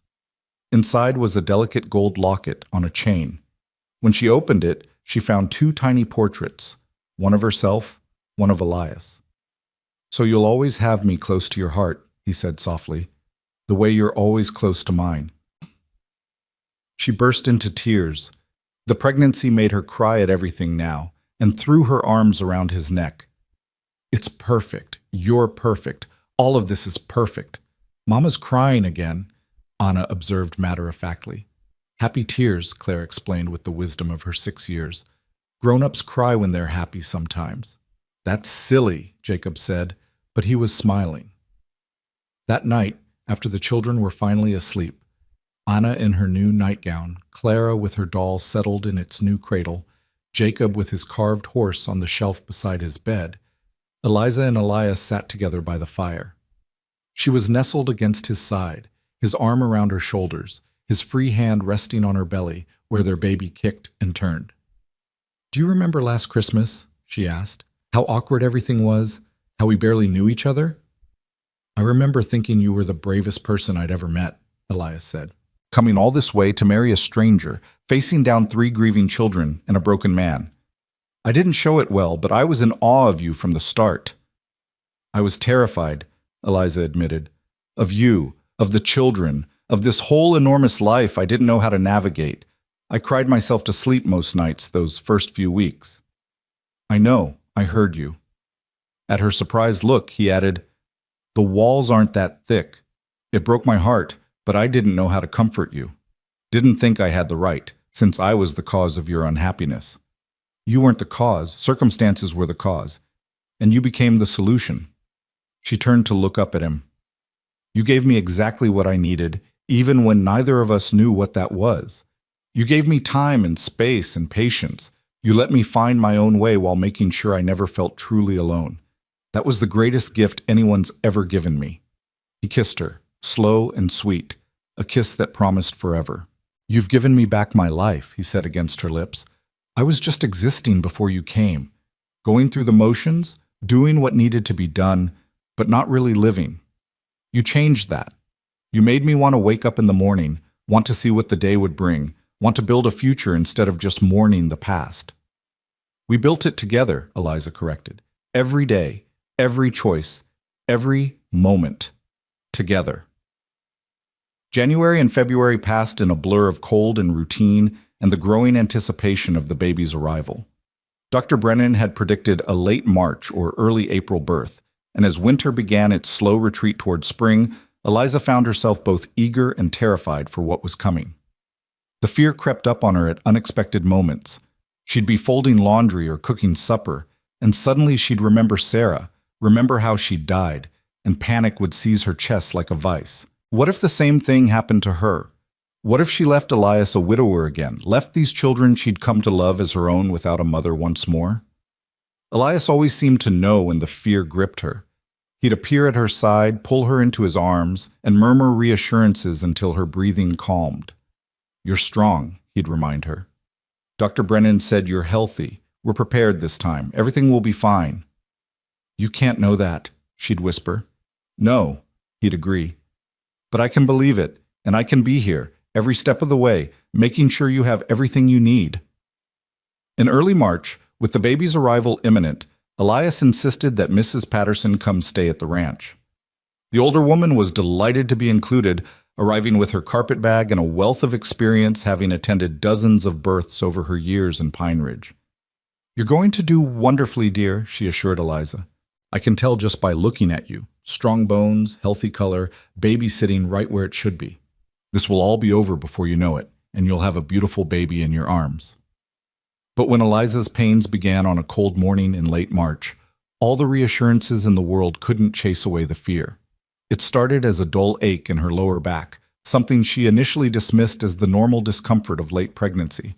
But as the morning progressed, the aches became cramps, and the cramps became sharp pains that took her breath away. "Elias," she called, trying to keep the panic from her voice. "I think it's time." What followed was chaos, controlled chaos, but chaos nonetheless. Elias sent Jacob racing to Pine Ridge to fetch Dr. Brennan, while he and Mrs. Patterson helped Eliza upstairs to bed. Clara hovered in the doorway, her face pale with worry, until Mrs. Patterson gently sent her to watch Anna and keep her occupied. "Everything's going to be fine," Elias kept saying, gripping Eliza's hand so tightly it almost hurt. "You're going to be fine." But as the hours passed and the pains grew stronger, Eliza wasn't so sure. This hurt in ways she couldn't have imagined, pain that seemed to split her in two and left her gasping and crying. Through it all, Elias stayed beside her, letting her squeeze his hand until his fingers went white, wiping her face with cool cloths, murmuring encouragements that she barely heard through the haze of pain. Dr. Brennan arrived in the early afternoon, examining Eliza with businesslike efficiency before declaring that everything looked normal. "First babies take their time," he said. "Could be hours yet. Just keep breathing, Mrs. McKenna. You're doing fine." But it wasn't hours. As evening approached, the pains intensified until Eliza was sobbing with each contraction, certain she was going to die just like Sarah had, certain she'd never meet the baby she could feel moving through her body toward birth. "I can't do this," she gasped between contractions. "Elias, I can't." "Yes, you can," he said fiercely, his face close to hers. "You're the strongest person I know, Eliza McKenna. You survived a frontier winter. You tamed my wild children. You made me fall in love again when I thought it was impossible. You can do this. I know you can."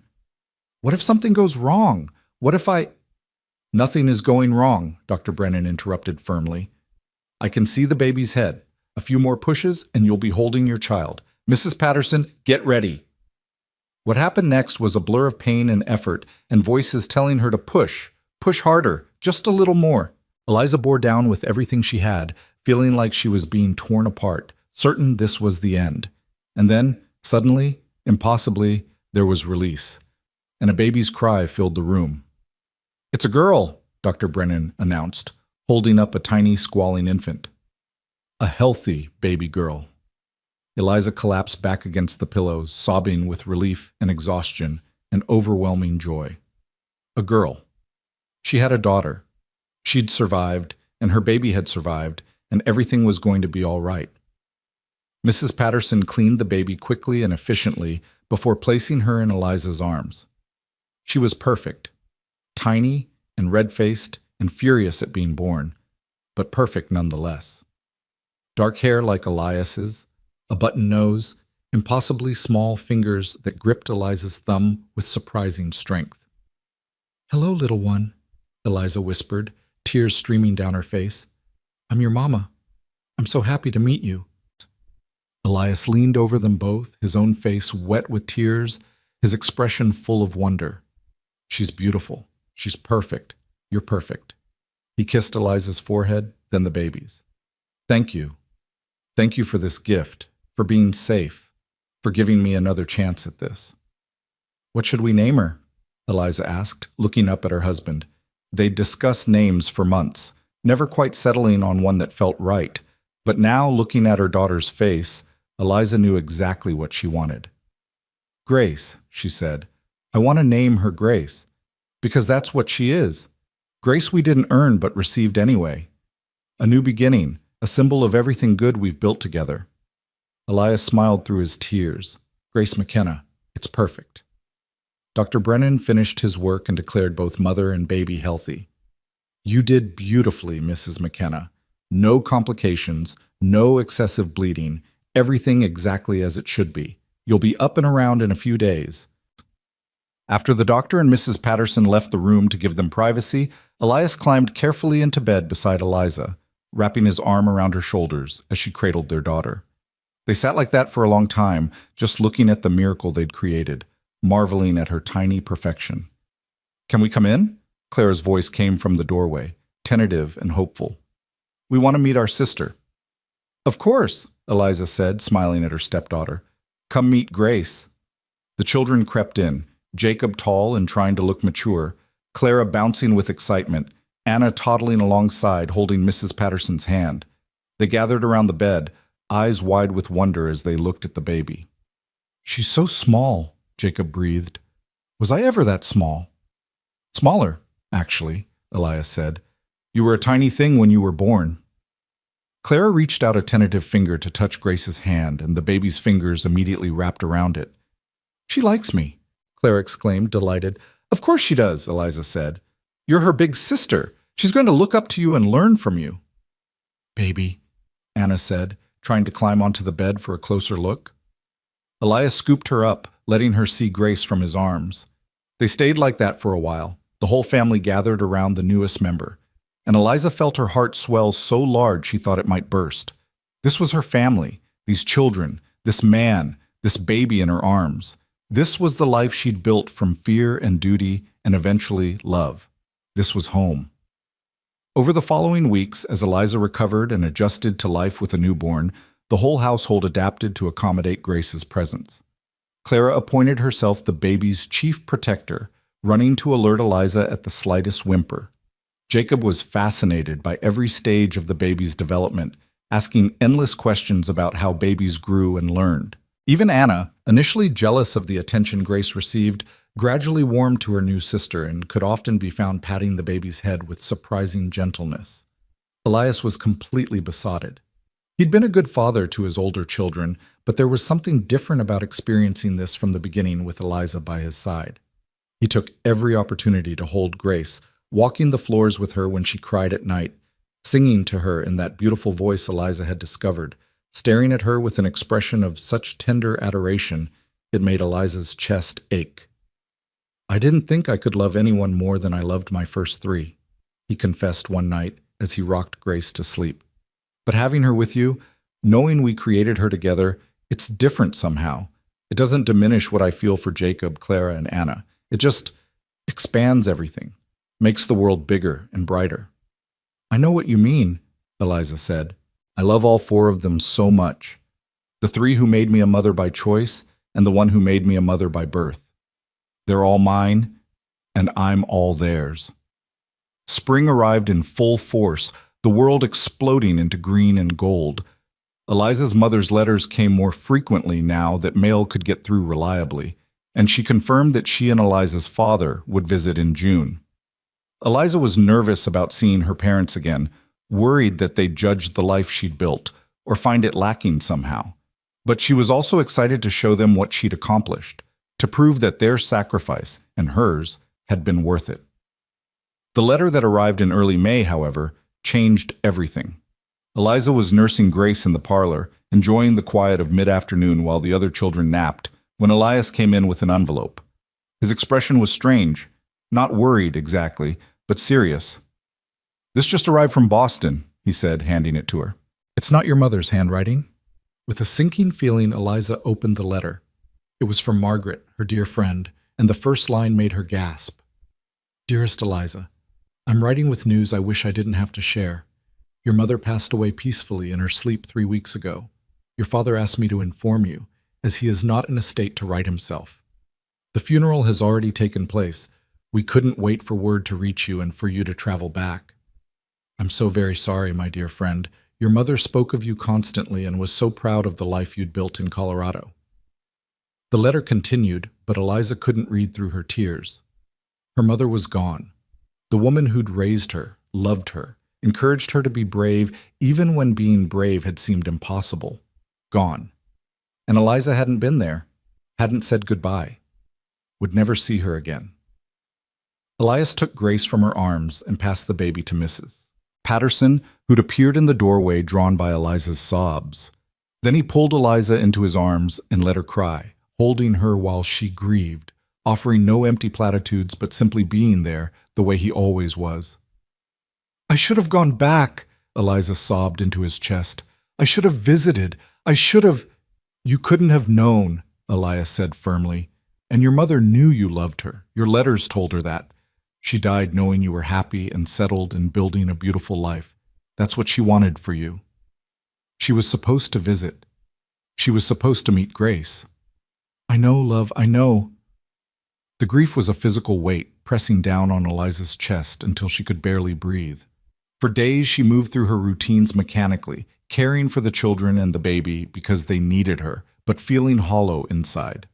The mother who'd been her anchor, her confidant, her greatest supporter, gone. And the distance that had once seemed like an adventure now felt like a chasm she could never cross. But slowly, with Elias's patient support and the children's innocent need for her attention, Eliza began to heal. She realized that her mother had given her everything she needed to survive this grief: strength, resilience, the ability to find joy even in sorrow. Her mother lived on in the lessons she'd taught, in the wisdom she'd shared, in the love she'd instilled in her daughter's heart.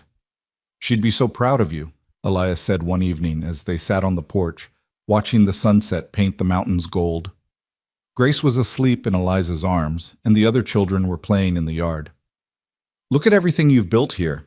Look at this family, this life." She'd see all this and know that sending you here was the right choice. "Do you think so?"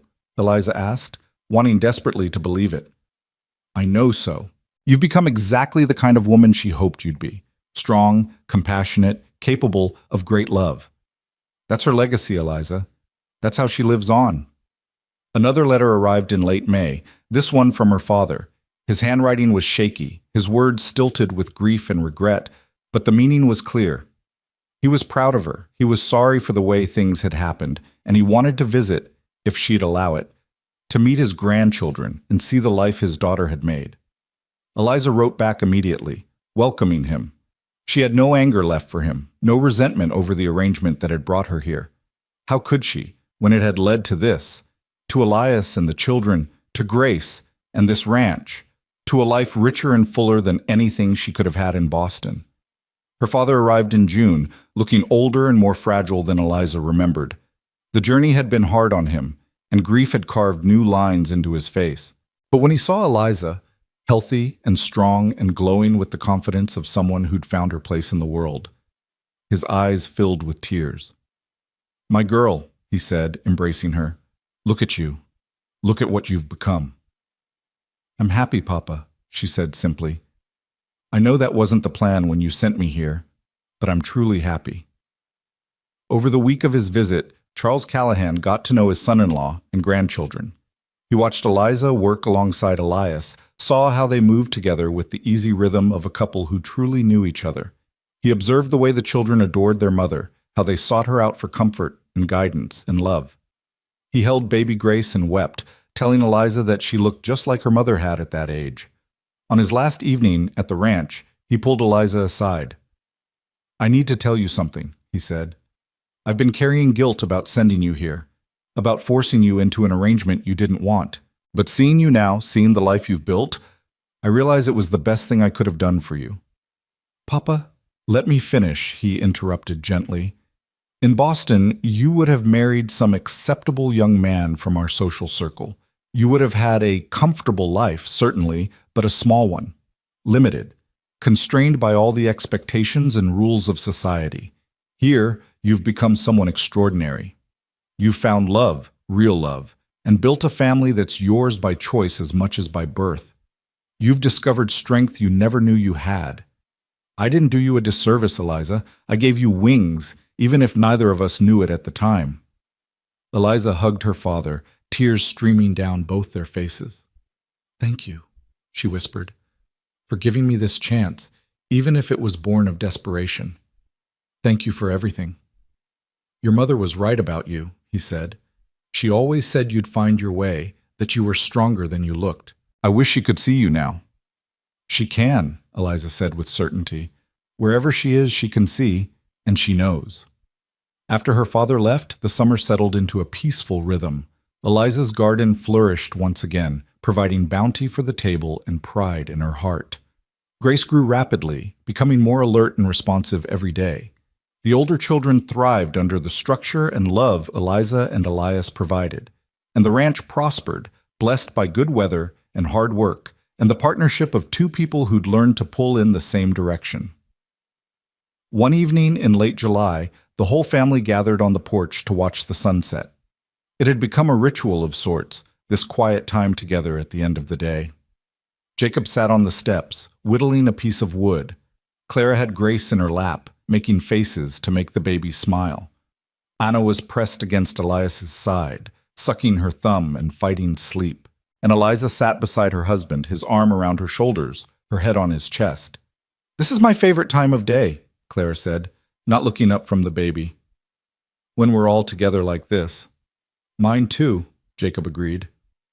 "Mine three," Anna mumbled around her thumb. Elias chuckled and kissed the top of Anna's head. "What about you, Mrs. McKenna? Is this your favorite time?"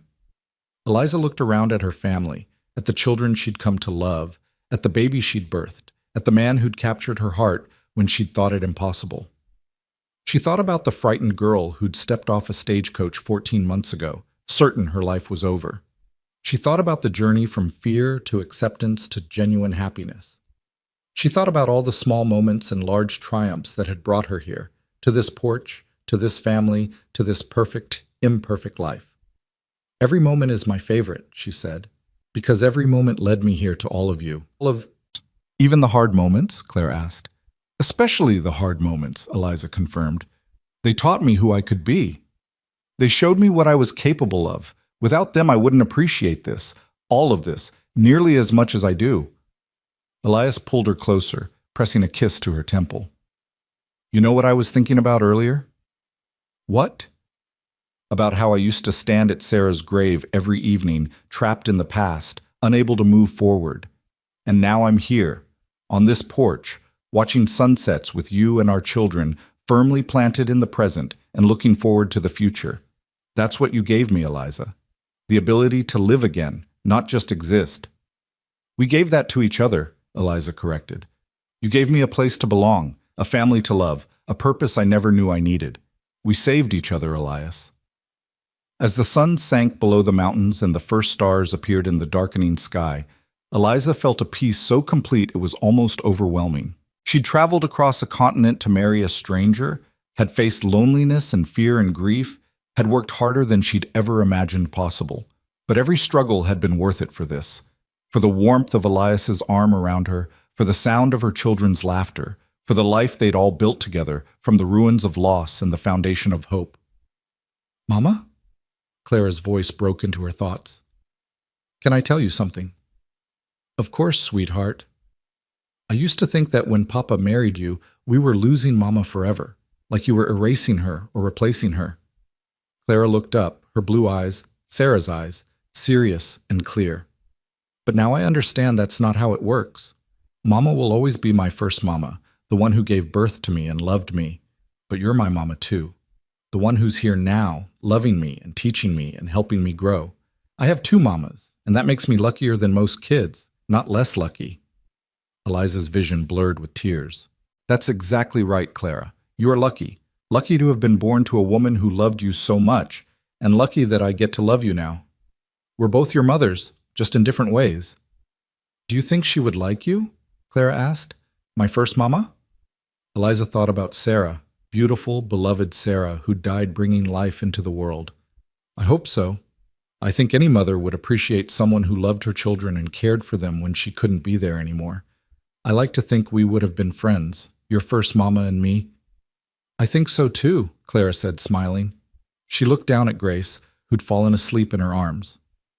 "And I'm going to tell Grace all about her, about both of you, so she knows where she came from and all the love that brought her here." "That's perfect," Elias said, his voice rough with emotion. "That's exactly what we should do, honor the past while celebrating the present." As full darkness fell and the children began to yawn, they moved inside for the nightly routine that had become so familiar and precious.